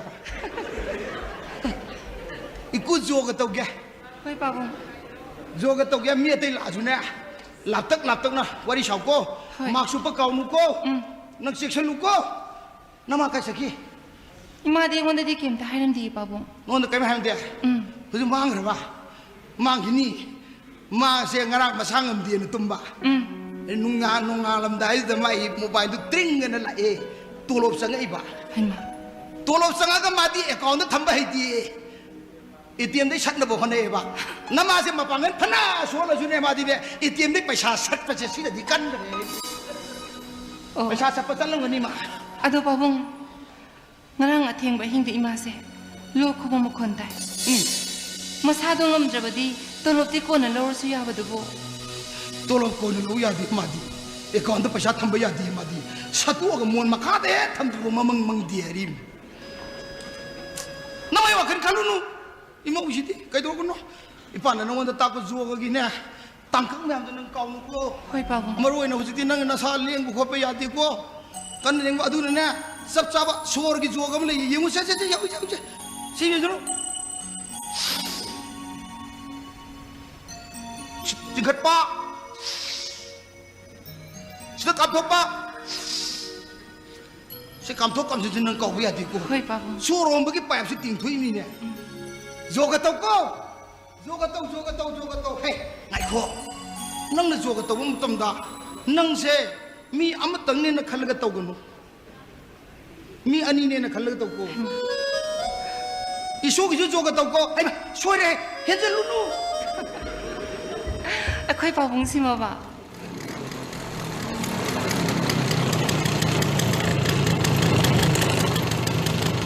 kana haima akhoi ta song na mani khoi ta song ne so kai no yare hokolo hey ini khoji mama khoji ini mama hey lai ta so babadi matakta yoga tawri imadi thaba ma thoki bane kaino ta so yam thadani nong manu sida kamai lai no ba iselgi shak gidana tu lambi gi athing ma mayam se aina ngam mangang na gane nana gi ora ibne khanglabra athing ba leitra kan da dum la ko su ya ba du ta so si hey ma pabung su leite nabung no pa ani su bu su nate tam thiba laisan manung sida isen waran ma do nabung ai khang ngam de ne adu gi su matakta nang le ri ba impan moyon sida khabar radio da pau ta ma matam da nabung ai se isel gi tam ta khang ngam de nang mu uning du na te le yengoi ai ne isel gi damakta ai khoi gi khungmung polibi hoi bi magi mafam dane nabung aina ngamjaba hai lai kharkat tunana hey ma ai gi seldu de di ana ye gi hon bi ganu ko haiduna nabung aina khurum nu nak pi ba ko tu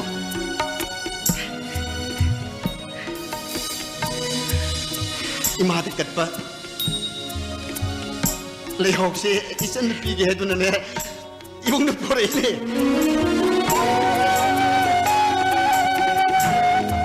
섹시는 다 먹고 이절기 너무 택한 거다 나 뭔가 이래 약이 하고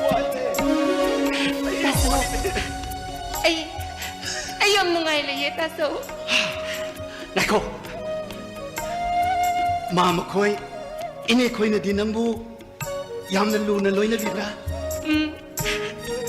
ai bu no puri bi ne khan bi duna masa dona luna to bi khutta ma ga pi se ye tabak shuna ba mi su thami aduga ta so mana su ai bu yam section bi ai pele ai nungai isan yung mustene nungai ay pun play ay tabada nabungai pele nabungai ay am harawi nang korba nang ning singdra ai ko gi kungang adu da kauka kaukung tanduna sarakpi bora sega de yetuna soro sarak ko tamjarakpi ima paung na di naunu hundo piam nawung aina ima pasak tu nang muna sung namana di kaya ga mimana bangam na bahai na nawung aina nang bubiya si nursing bau di tamal na bana to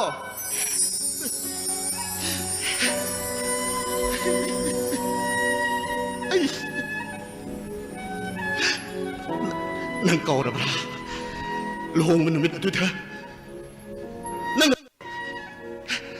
kili ba miya mo duna kung ang napupi ma na bu sahar mayon na tu tha karam na hai na ke dori ba no ne hai na ipong pong na ngang ni ki ba to nang kau gnu ko ibong ibe ma kau di ta zo gi pok tak nung ti gi ning sing ye ta zo ai gi tung mang nak ye zetchina thangzari ye ai nga si phoba kana ma da sulan jaro ye ta zo lan da bangam ba so jagi ko ta zo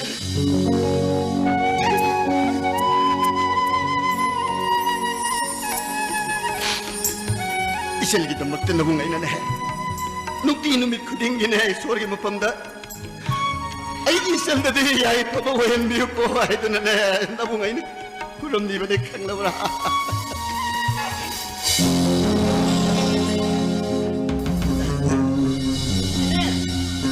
ai lak se ni ne ai lak se ni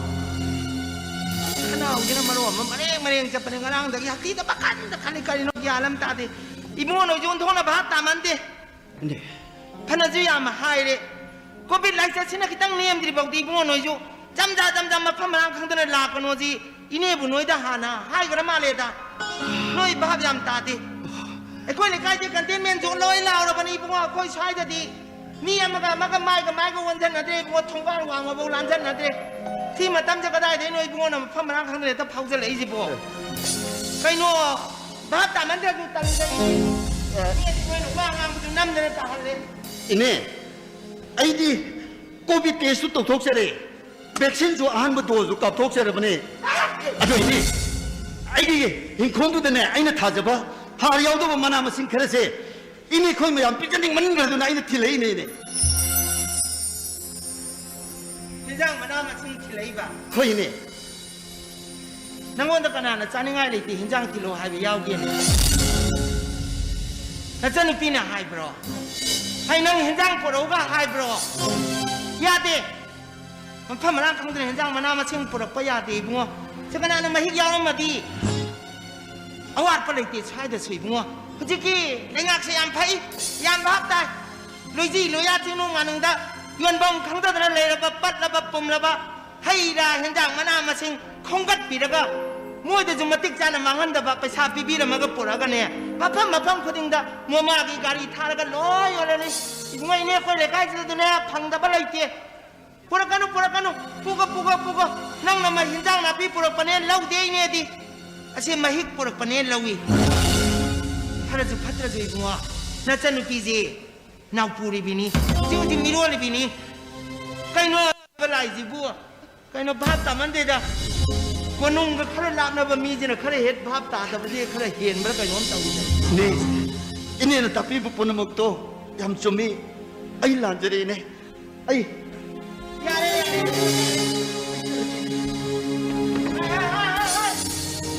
Cek, nang cakap kono, ini henjang ji imung dah pusan ba ibai pohen orang tani ngamuan. Pugo.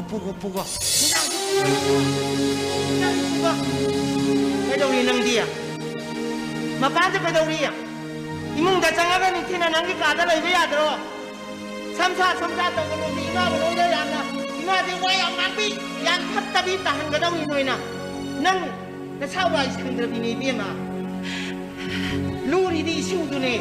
Isu naman ba yan di bima. Ay di ka Jangan imung dah. Nanti nak potah tu nak.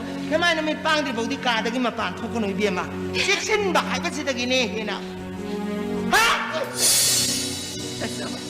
Tangguh. Corona ko butam thira ba mahi kasi na. Koi masel giler ta. Irak nuksina le na mamali se. Tamna patare. Nang kruta so. Nang kruta.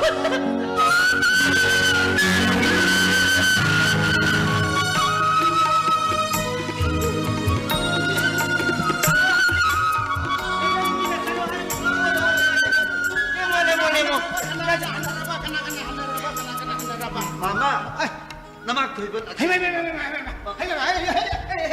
Yare. Tuh ibu, nang lain jalur ya. Kerai lagi main meeting lu, kumjen naram ni nak kana, anta masa khang nat deh. Corona sih dia, kana anta kina dia, kana anta khang nat dia. Ini macam tu kok. Ayo tu buyum ni, ayo masuk tu yadin hai asyik hal ini saja. Mi cak kan ini tahu apa ni? Kau cium kau jauh, biar jauh yang mana? Mi he kuding onjan dalam waris. Kana?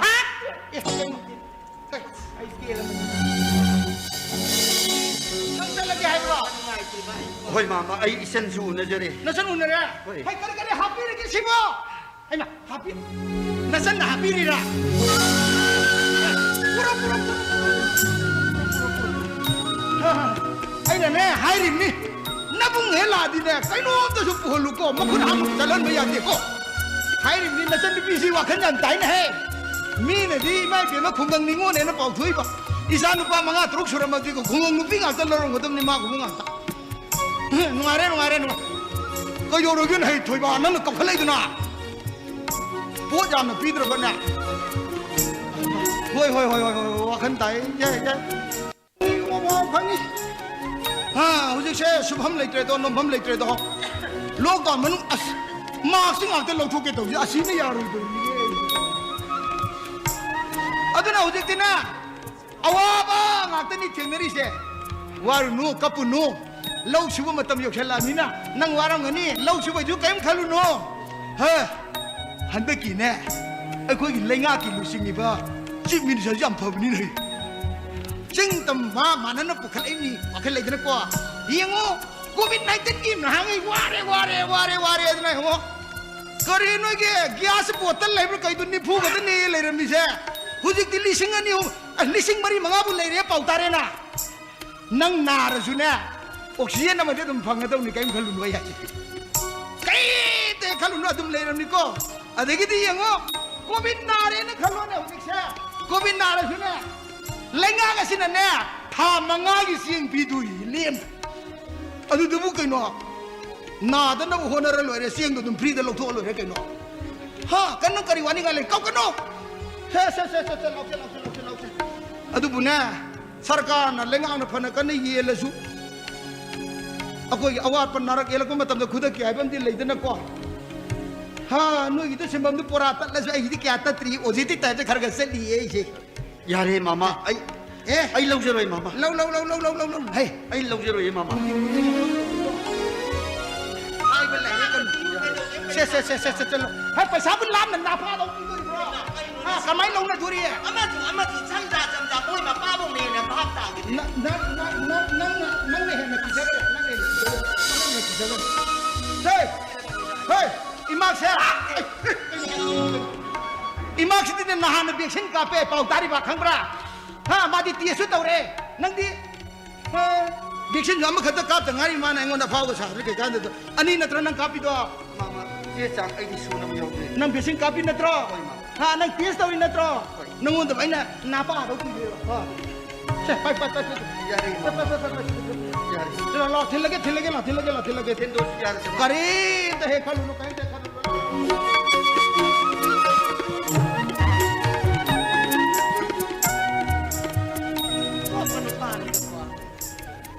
Mabu gian tanah bahar ke mana? Ibu miam, iyai mamang sangat hal ini. Kali nungi nupas dari jalan manu, ibu pilih bani dah saya tahu. Ha, kali nunya, jangan ngarang dia kenal jalan mana manu, mari. Hati, pilih bani dah itu kalau dah saya. Bahkan dah kali nangau roy tu jengai mi hati ni bah. Iseng sahaja kita perlu hai jauh tu jamja amada hai di dalam lokang di. Sahaja jenik le sahaja. Padahal lau dengan suruhan mana marom mubari bah. Moy pabo. Kadayo. Ay pila ba ni ay. Ay mo hagjang yang ngam di. Ay mo hagjang yang ngam di ay ba. Mama, nang nasangam drabo. Ay soron ba siya wai ay. So hong buway ya. Isa di thak ni lai ho ho re ay ba. As adu di kaso toroy number 1. Moy pabo. Ay dora. Ngarang hingdagi manam mahaga ji phau di aibu tolop tol hau da ya da ngarang message la ko da parap chelaga ATM dai paisa dom ta sat ke na tauru ba chalu bane ba ai Number 2. Moy pabo isa jam sok thai ai Dokter number 3. aibu Sama yang tu sama nang ai ganna samno be yadra nang yang tu sama nang ina ka amai na mata ta sen dokter thami je kuiram ni ka khalo nang isolation tawra da na ka khalo nang jamu isi na chaba do kita jaru ne sabi singa sabi ko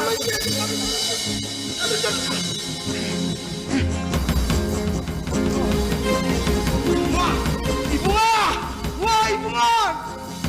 Laibak! Siya mi nga na yung kay re! Laibak nga nga na yung kay re! Na yung may say lao! Nama doon nang nahay ba ahong duloy siya re! Sorong ka na yadre! Manam re! Loy pao re! Nang ay hygiene ko pa ba lao! Doktor ka taro! Tis ka taro! Yadre ka tis na tao nga nunay ka tis mapag! Siyempre mapam do puro! Adu ka ba ay na hygiene ko! Nama sigret diya ba? Nang kaya nungay roy hygiene!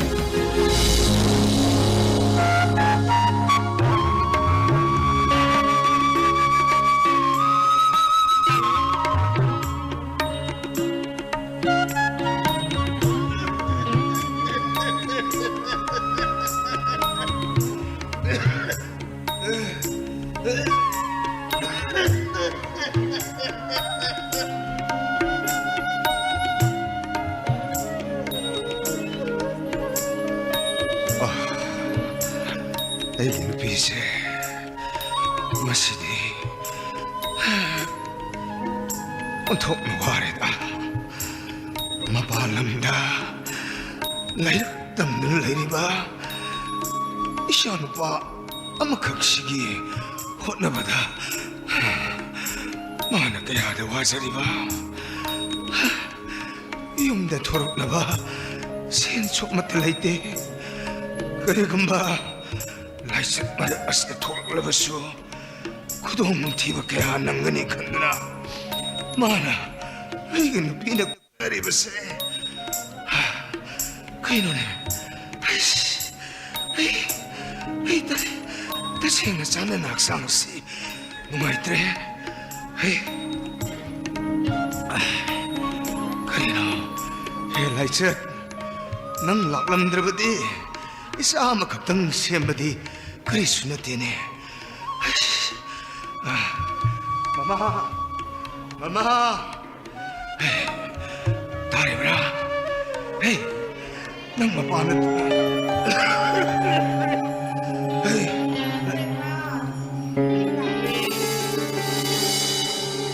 ai nang iu pore ne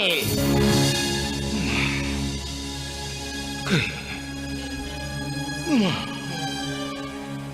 yu yon ba bizoi le khida badagi nang na khanau da yu le kla au ta da na khanau do krak kang le rak ba do ai yeng biam nuai ai khoi yam nuk sing na yum pa la ki kari su le traba yu pa pi tak ngam de ai da na nang nai bo ra ko do ai ma yek seng na khang mama re si kun de lo ko ne ngasi di ai su ai ibu na sa sak sare ibu ro gi ma to to me da na se sinang sa ngai lo re se wan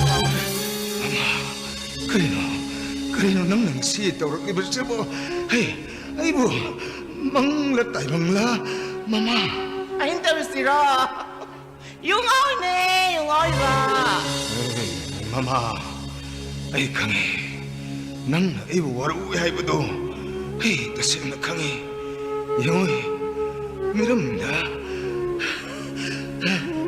라이크 땅놀라 이바 나사시기다막다 낭나 타모의 생나 찐 종잡아도 아이 강담하는데 마마 아이 아두고네 마마 영혼에 아이 거의 아니나 이사기다막다 고시엔 젠드나 마루 아무 극당이 없이 마루빠도 팡라가 이사기 첸 타바다 마땡 그러고 있나 봐야되나 칸만이 아두고 코비드 라이센스 실학바되기 랭앙아시나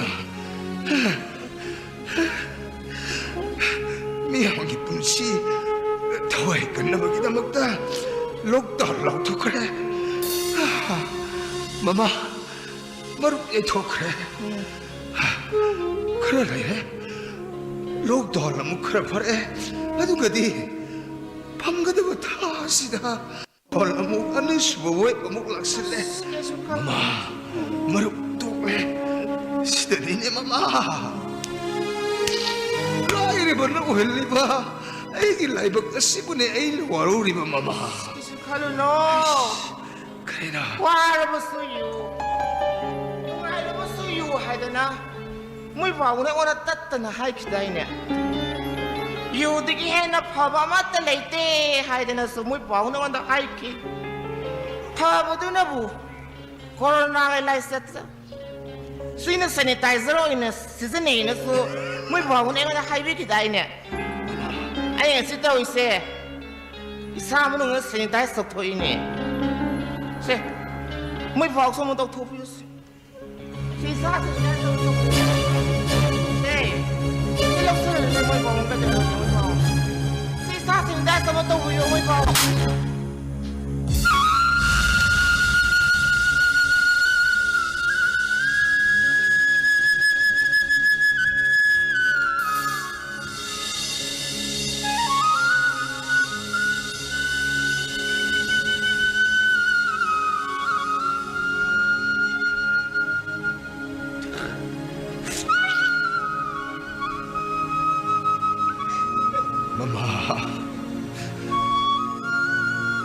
마마 특히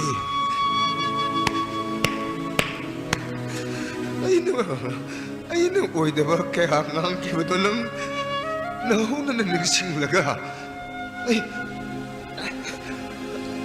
아이고 와라고 또 마마 여보이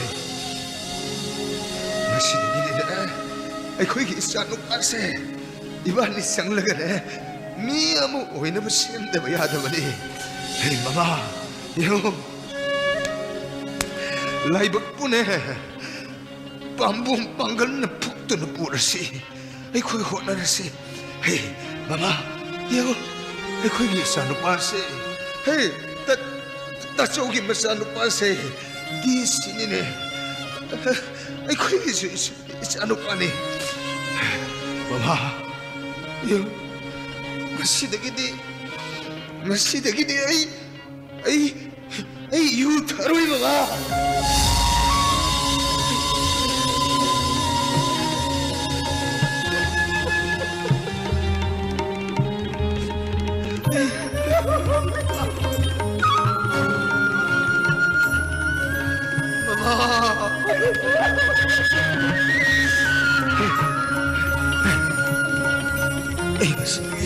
유타로이 덤네 난 타세다브라 마마 타세다브라 난 타세다 라이오이 그로이 이바이 마도 빨라가요 와서 오는 마마 아이는 못 하지 아이는 못 하져보기도 막던 아이는 시수는 게 낙다 리엔드라 레이리버세 아시부이 크야우다 따키드나 아이는 시와제리버세 모이 바봉 ay utakti mo ipabong ay napurang iba sa iyo nagtiye iutak na naman dilahay na tanan ay ipam na hulay doon na sana naman ay ipam na inalamat talay tiye mo ipabong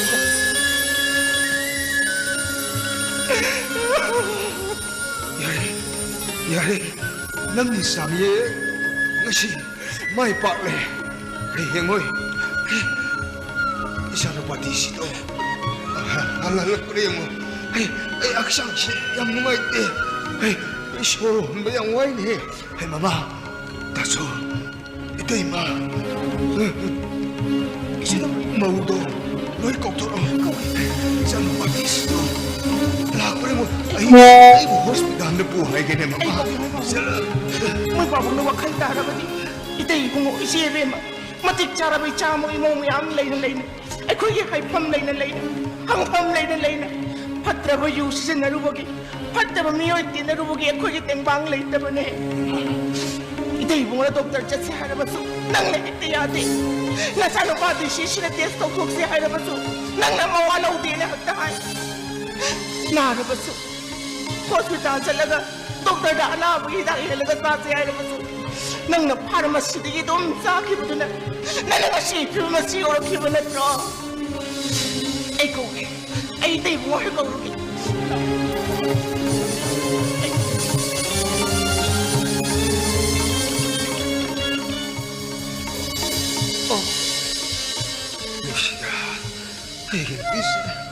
Yung yutak mausin na kraba ikidamakta kukan pangan kraba mabong mapuhasin na mabu intoki ba daw nagsisu ay misjida samsam na uri ay manaba sinsu kubit lai sa naroy na sikre ay soro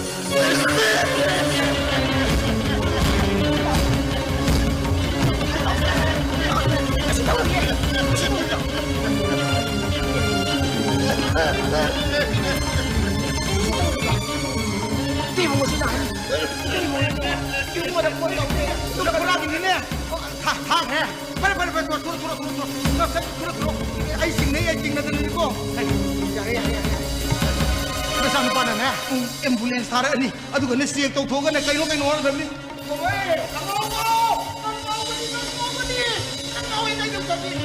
Ay nangamuha siya ng dami na dra. Angama. Sabay na hijat rin nga din ng suwati nga dahil nahanay ito nang kita magtininuwa at sila na eh. Itanda mo na siya po ngamdra ka doon na yung kita magtininuwa na nang nasano pa na habi siya hindi nayamay na habi siya hindi kayo nang mo nino nga ako kumdi na siya naagin na pakom na kumdi magmadya malahal na si kangjere pa na ha? Malaga hita katong siya ng yabro yakin na tuminis tumilay si kayo gino huwag na nang soito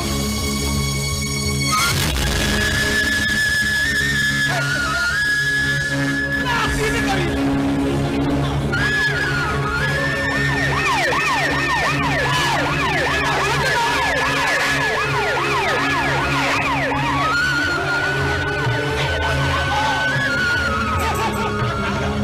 Maka kasih toro, kau inang kasih toro. Marilig na may naw di ko.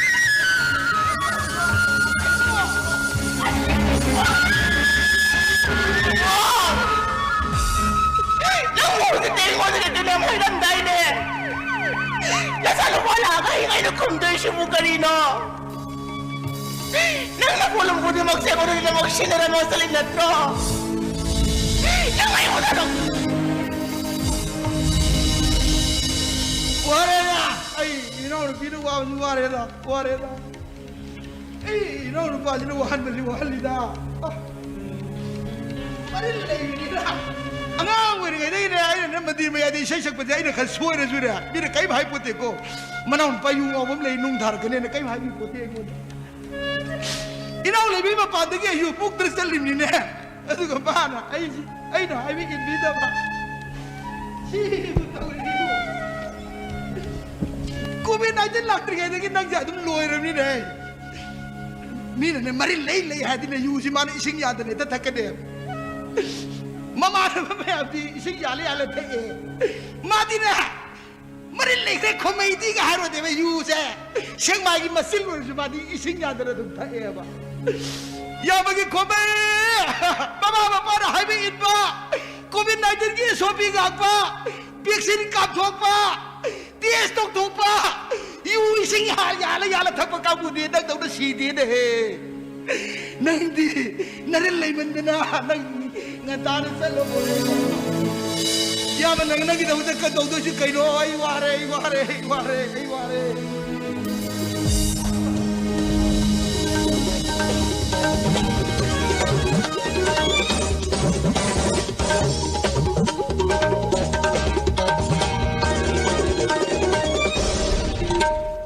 Akasbani Impal Manipur Pau Tabirasi Hokyo Punkun Marida State Asida New Chanipan Nipunitoi positive oiki COVID-19 ki anishu web asi tongan wat state sing amadi Union Territory sing da kada saphanarak labasu damdam asigi oinadi pibam pagatri maram asina chection by wat pagi thawong sing tokpinaba appeal tawsari COVID-19 ki laichat kamari leinana lamdam asi kai khonazaraba Honorable Chief Minister na lebak miyamda appeal tawraduna hai Yeisha Nushirava miyamda appeal tawjari Aikoi sembi bumapu se na thajaba thamsi Mina takpa ngaigomsi isa mak lanjang segi frontline barrier ni khalasi fundamental right tamak tan bahiba fundamental duty di khangdabagi matau toksi des tok bahibasi isa na satkadaba afaba lambi adu ujabani thawai ga sangdam na biyaba wasak amata leite hida kapthokpana mangkhigadaba mamal yamlaba thawai asibu ngakna bani leibak sigi mioi koti kaya tika thagre mioi khujok kharagi tonga thajabigan tonga haibasi vaccine leitriba laichatni punna wakhal taminaduna covid laichatpu malemdagi maru pukna mutatuna isa gi thauda hanjilasi nungshiraba irei sasingbu amuk hanna khurumjari Pau sandok na pijari state asida legiba tongan planning chilpasinga loina ne kai khonazaraba Honorable Chief Minister na kanganung thamba geta lesson sonawang thokri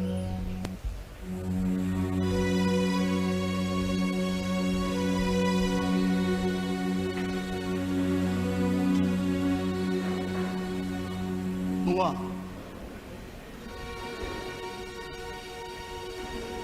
Ruki kurgan hai Kaino na ngi du ba Kaduru ki hai Kaduru ki Kaisi tawde babu club ta pau thamsi sum taramane abo khuratonda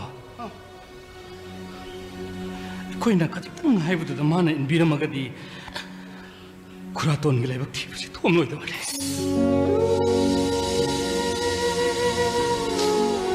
ai da brene ma bo ayu kinungdang ni mi atai da hai de mo da na hai bin tro wana koin hai bin gi de ida kapsi ya gi de vaccine kapsi ya gi de tunga ta da batai ni de mana ngasi nusi ri no mangi ja ngasai silo khuraton gi amatang hari agi naunipa bungo do angonda phone taramane sa to mana ohum do kamai taroge na hange azaina magi study do kairadra na kai hai na khuraton lekidabagi paudo ai hai kidre mathau mangam loi gre su hai kidre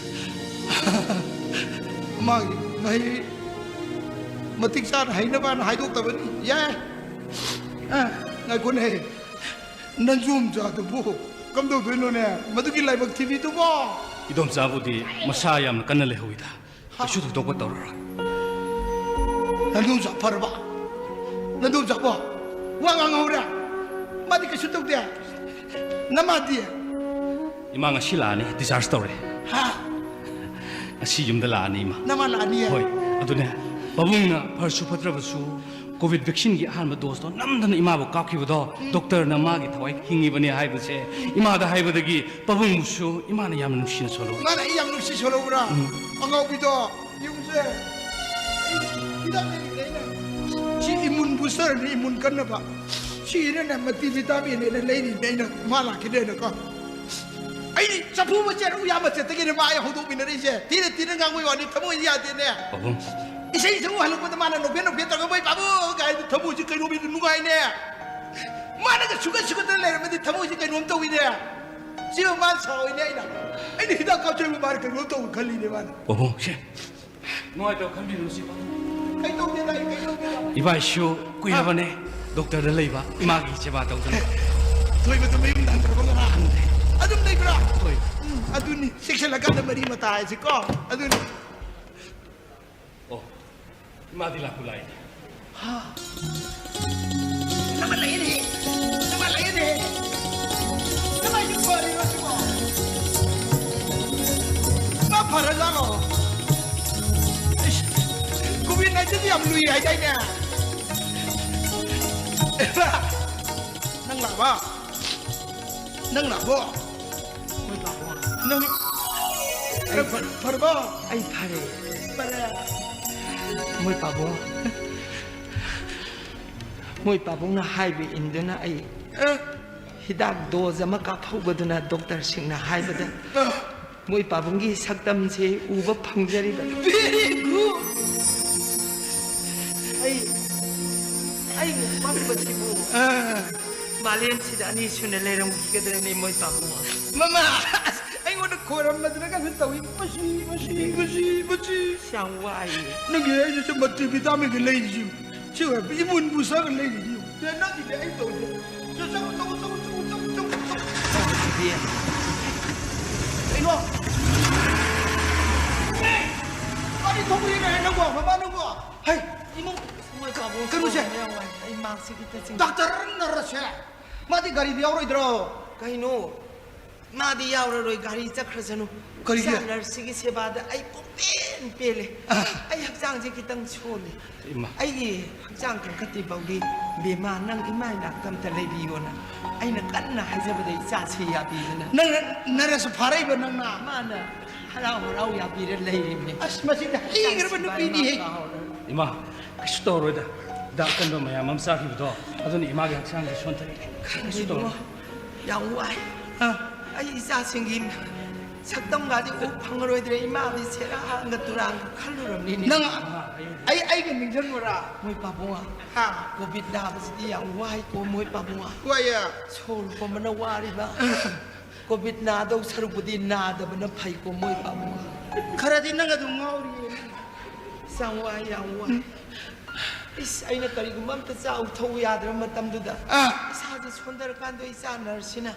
Khong khut noi bidana imai pe ma khut cha noi bidana ima kainom ta cha ji ka do ge chak cha ji ga khonjen di imau khonjen ne mala dana mana ai gi de mo honna bi ba mana nutrition apa apa ba ga bi thak dana moi babu ai pa ban ji ajuk ki matik thuna kang khalai bani moi babu Ada ka su thalak pros kumba. moi babu isa na pitak pa che ka dun to hau bani moi Multivitamin ga thak pro. multivitamin jo yawan bani moi as Adun na dinan nang mahau jagi.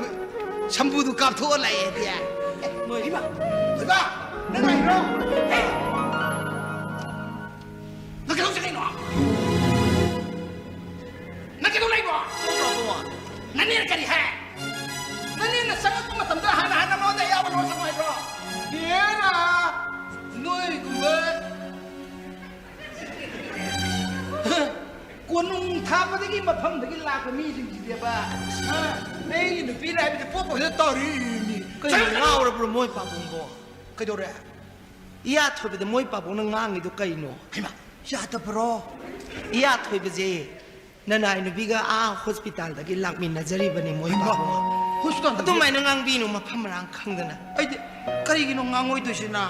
icha phange covid ki wangang ro ye moi na miyam gi ni ai na koi chat chat na lai gre ai gi ni hai na seba to bi na ba imi phau ba lai tra ma tam du da iya thobe na chelak da na ai ga wa ra pa khudi ma iya na yeng sen bi ri bani icha na sina wa ตงหายว่าปั๊มตงหายก็ได้ยาถอยเป็นไงนะเดี๋ยวมาเจี๊ยแล้วก็ไปเจี๊ยแล้วก็ไอ้ว่านะป้าปุ่นมันยังเช่นดีดูนะไอ้งั้นสิอาชุกทุนอะไรบ้านี่เนี่ยยาแต่ดูไม่นางบีกัน ถอยบ้านี่สมัยยานรำเนี่ยได้ดีก่อนคำเจนี่แก ถอยบ้านั่งอินเนบูว่าเรากันคุยบุ้งว่าอินเนน่ะปักขัดเจ้าบีอัปังบีโอ้ยรู้ป่ะอินเนน่ะก็เจ้าโอ้ยน่ะใครต้องดูโน่นไล่ดิใครก็ไล่สู้ขังเดบีเนี่ยน่ะเนี่ยมารับชุกขังเดน่ะปักกี้ตะกี้บัดกี้น้อยเดให้เดบังงังให้ใส่เดบังมายามาให้คิดดูบุ้งว่านักคอยอินเนบุ้มตัดดิ่งงักปีวนักคอยเนี่ยอินเนบุ้งงักปีเดบัดอินเนเสมาปุ๊กตะเรลักตะมีโอ้ยน่ะปุ๊ก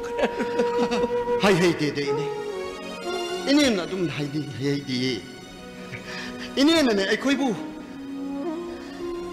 มาชักชูอุบพังระบตำทีระบมายิกสิงห์สิดกีไอ้คุยกิทวายกันบินบกิดามักตาอินเน่น่ะไอ้คุยจะตากีบวาฮีเน่อินเน่ไอ้คุยกริชูวารุบุเลเตอินเน่กริชูลานดีอโดอินเน่อิสิลิปวาดีอินเน่กินักข้าท้าบังฮักตนีมาม่าไว้บิกินุ่งชีบิกิพิจีเอดุนั่นเอง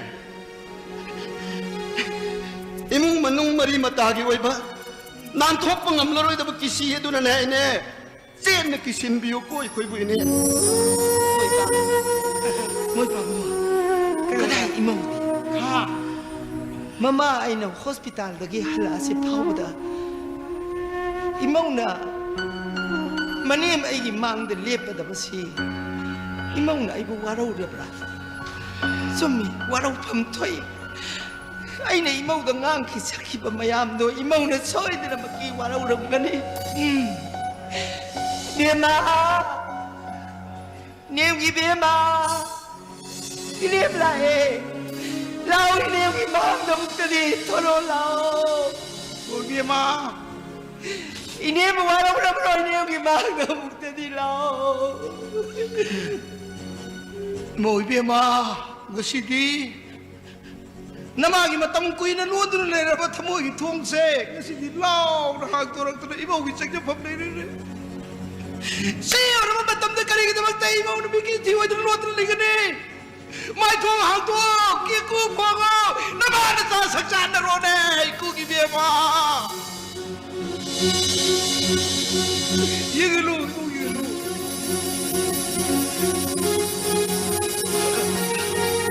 那么可以吗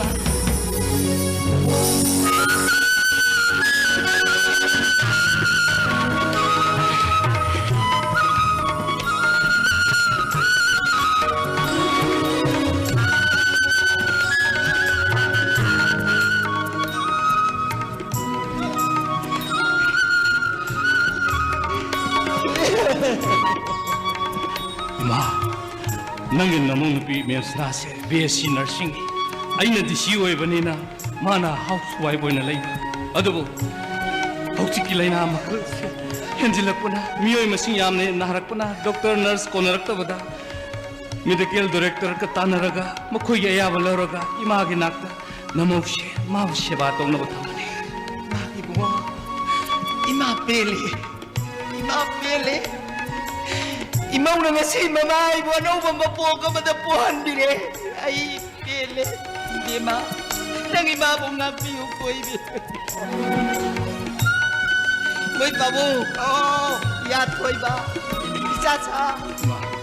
Ay, ko'y masayang imarap talaga manuksi na pag-ilipon na siya. Kaya sulay tabag corona rin, mahiga doon na. Ay, ko'y mong namdo lang nga malaga pura ka di sa langun si ko'y mo. Hindi. Yay pare. Ay dupi yay pare. Wakala. Idungay. Ay dupi wakala. Ay dupi wakala ko. Ay dupi wakala. Hojik ti sa. Ay koy loy na wakala nadra. Ha? Corona or kanabo hali. Corona bu kanana mai thibapi. Hay basi ay koy may eksing nakangaba natra. Simone pabong ay koy isa na corona gi matang na may eksing khangabadi isa gi ithauda hanjin na bayari ni pabong Hojik ti ay koy इसा इसा की थोड़ा हंजन नबी वाखलोन कोई लेगा न पीरी में पंदम से इन्ने कोई लेर के तो बनता अदु दी हुजी कोई तुमिन ले भी मतम नत्रे कोई की इमुंग से गया इना हन्नी हुजी दी ले पापी आप से न तुमना लाव बहोर दौनी को अपन बखलाव में खापोना ले प्राक प्रजाप न मखंग न लाव दौनी को लाव के को नोय अम तो इन खुमु को लिक्सन माना से थबक पांगथुसी को मामा लाव के नोय भजन खुमु को लेगा की सन कलाउन ना कदबली तंगाई फतबदी ते ओखो कदबली तंगाई फतन बेलछिन ना कदबली कोरोना वाई खोइना आई वाई की रायो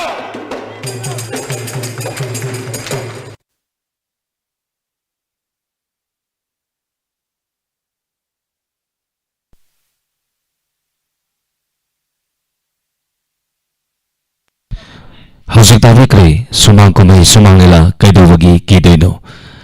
Atin mabuhay maging matang na santok sa gani makal matalgi sa ising matang manaw na.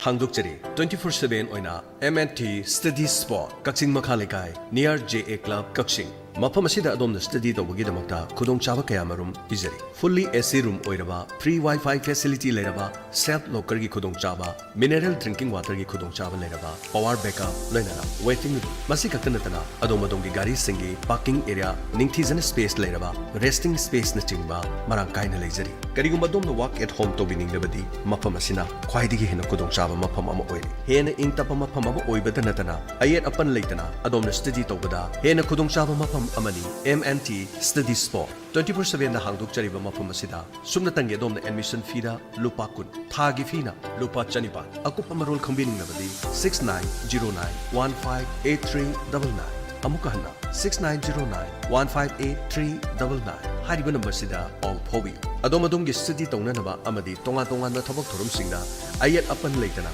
adom na maning tamna ing tap na study tawba yaba mafam ni MNT Study Spot Kakching Makhalikai near JA Club Kakching. Haukiba tang kunga mapan tha taruk Englishing ani kunga mari thang janumit ki ayuk pung mapan daba adoida wangjing hodam ba mamang laikai dagina salongpham ngaten soi fawgi manungda money bag amata haure money bag adu da yaukiba che sang singdi Aadhaar card pan card voter card gari gi che sing asina chingba yaukhore kanagumba pukchel chawraba chawrabi singna khunbi ba thoklabadi wangjing hodam ba mamang laikai da leiba soibam Mohendro da sinabiu awamal matik chana kachagani contact number pijari 6909593383 amuktang hana 6909593383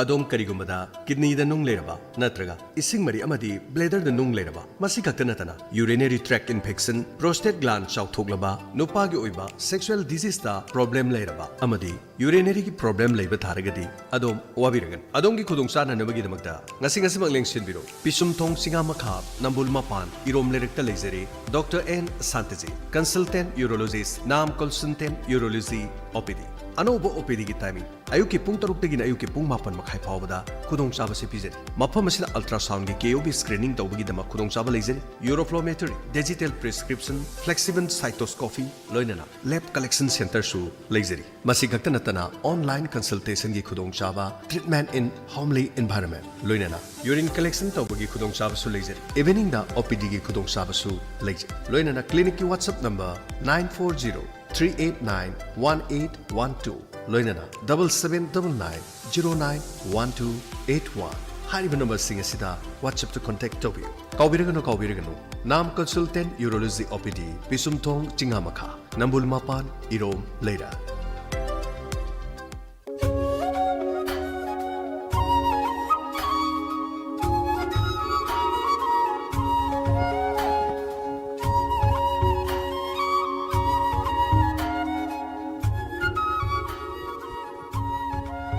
Tada, ingkon si Mama isabi di bro. Tan-butan di liam ang di dunito. Mani tada, kong so lagi sin so le hai dine. Ay sune, ingkon sin kare so sari. Tadi aku kawan tu Hindu ye. Hai, tuai, nai kun hei. Hai tahu lagi. Kum si di, isin di awal si kaya ledu mandi. Lau singgan nampak ni jadu mali ko. ตันบุตันเลยตาตาเล่ากับอูไปต้องสิ ก็อยู่กี่เลย หักกุมชุนเนี่ยว่าได้อย่างให้คนนั้นอูแล้วกันเนี่ยมันน่ากวนชินบีดูตลกทางอุตองร้อยชัดเลยกับตัวมาตำเชี่ยมพัดเจมีสุพัดเจตึ้งสุพัดเจตัวนี้ตาตาอะดูดีนั่งกันตัววารุนี่พากระเบฮิดามพอเลยก็ดีดังนู้ตาตาไอ้ดีกันยังทัดจะดีตาทัดจะตรงนี้เป็นมั้ยทัดจะตรงนู้นกูไอ้น่ะให้ดูสิเนี่ยพากระเบญี่ปุ่นकी mummy ने company मिकोशो India private limited ने पुथोपा रिनाक्सी GR है बदुनी ने रिनाक्सी GR है रिनाक्सी GR इस थोय मसीदी magic company है पंबी दो उतोंग छापा हा उतोंग तापा मन मना कोनजिन बी मयूल चिपी नुंजिंग दगी हेंदोक्तना पंबी न मारा सथाब ngamdaba हा मदगी लोहि तापा फबोगासे माने लोइना फानम ngami सी लौदद नते मना मसिंग इंखोलगीजे सिदा लोइ सिजनबा याग्रबा फग्रबने नि हदा फरमदौ मालिबो तादा भाई आइदिने सिजनदना खंगदना हाइरबनी बियम कदाइदबो फंगे तादा इरोइ लाइखैनो कैसामपाता लेबा एआर एग्रो अमदी तिराय हिदाक योंबा दुकान जिंदने लोइ फंगनी ओ अदुदी कुमसीदी आइसु सिजनरगा येंग ताने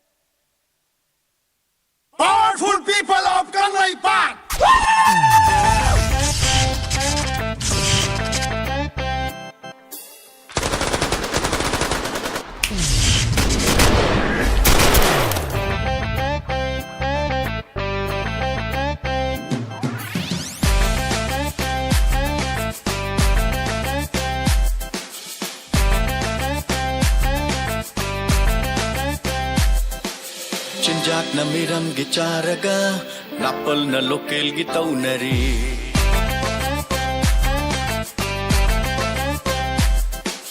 Yungang na foreign gitaklaga Dialog na kulak kingang nari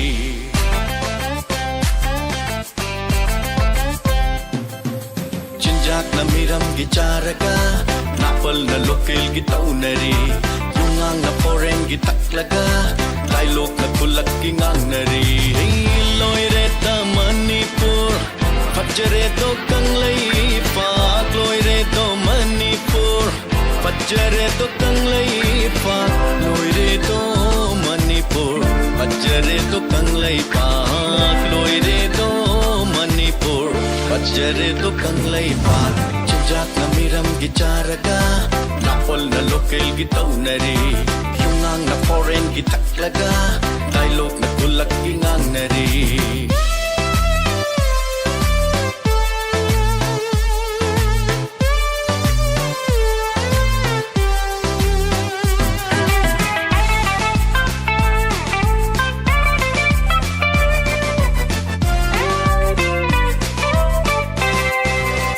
Badina DJ tauraga Sekai pamayong dahanari Badena klasik na tauraga Amot pa na lambi da kundogli Kapag na piyon gitauraga Mayom na ning tawgi sanari Lairik na miram da tamluraga English na bender da ngang nari Loire da Manipur Hajare do kanglay pa Loire do Manipur Hajare to kanglay pa Loire to Manipur Hajare to kanglay pa Loire to Manipur Hajare to kanglay pa Jinjak na miram gicharaga Napal na lokal gitaw nari Yungang na foreign gitaklaga Dialog na kulak kingang nari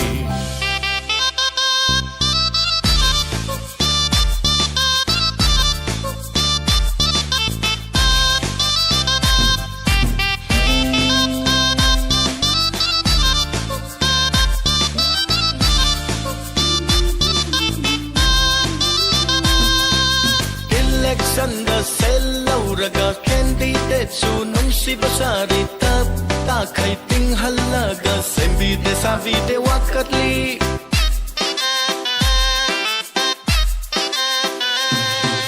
banda koilas mai taraga lambi kai bagi bantaw nari chahi chuppa kum hai tauraga exam maya tathing jili loire to Manipur Pajare to kanglay pa Loire to Manipur Pajare to kanglay pa Loire to Manipur Pajare to kanglay pa Jinjak na miram gicharaga Napal na lokal gitaw nari Yungang na foreign gitaklaga Dialog na kulak kingang nari Loire to Manipur Pajare to kanglay pa Loire to Manipur Pajare to kanglay pa Loire to Manipur Pajare to kanglay pa Loire to Manipur Pajare to kanglay pa Jinjak na miram gicharaga Napal na lokal gitaw nari Yungang na foreign gitaklaga Dialog na kulak kingang nari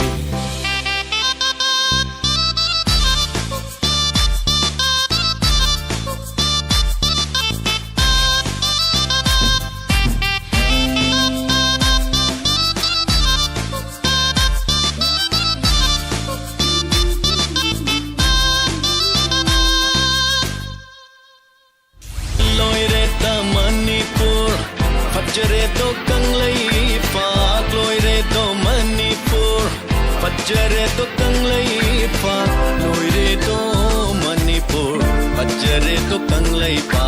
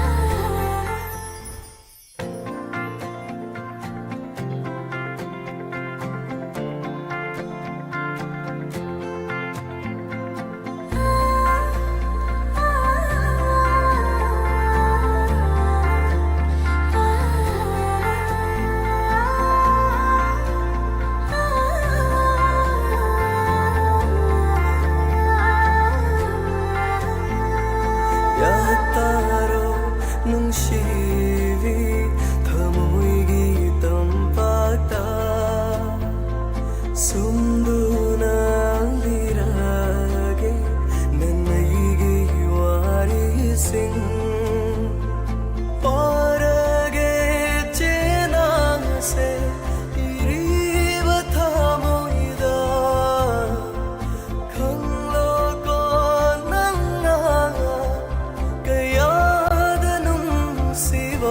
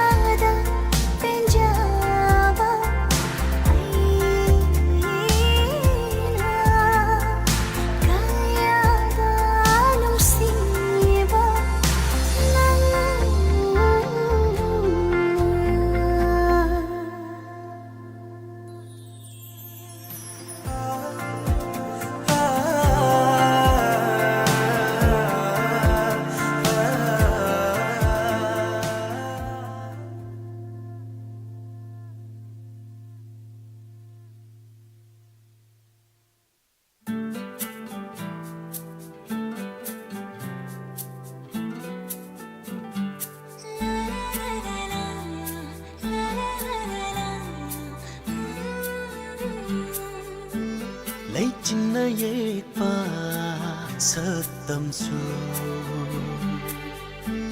말랑나 뿌락바 레이남수 고로나 망아 예인버수 타벌나 피노 펑버수 누자기 나도 tambani ingol gitamo mawangi nungsibi nangi sakloni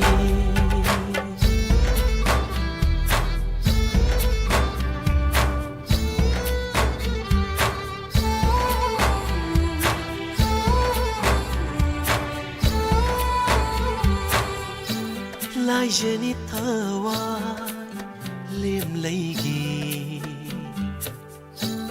upal gi mayo oi vini nong lik ni ning hunna va lei hau ni lei nang ye li vi hulli va mi hul marol na tam lak le na pao kaya kaya thananu hairi punsigi nusino hairi punsigi mapokudinga thananu hairi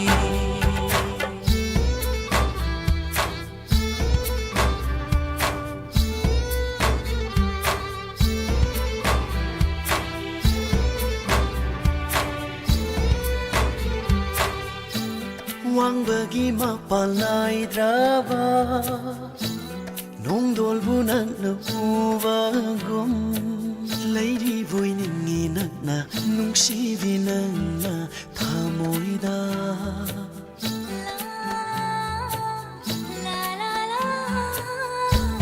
wang bagi mapalai drava nong dol bunak na uva gom lady boy ningi nak na nung si vinang na thamoida bukning na yaba li chatni wakhal na lauba phire pi thararoi ma po khudingi hongleroi khongfang amata sakrama wasani thamoida leichil na yet pa sa tam su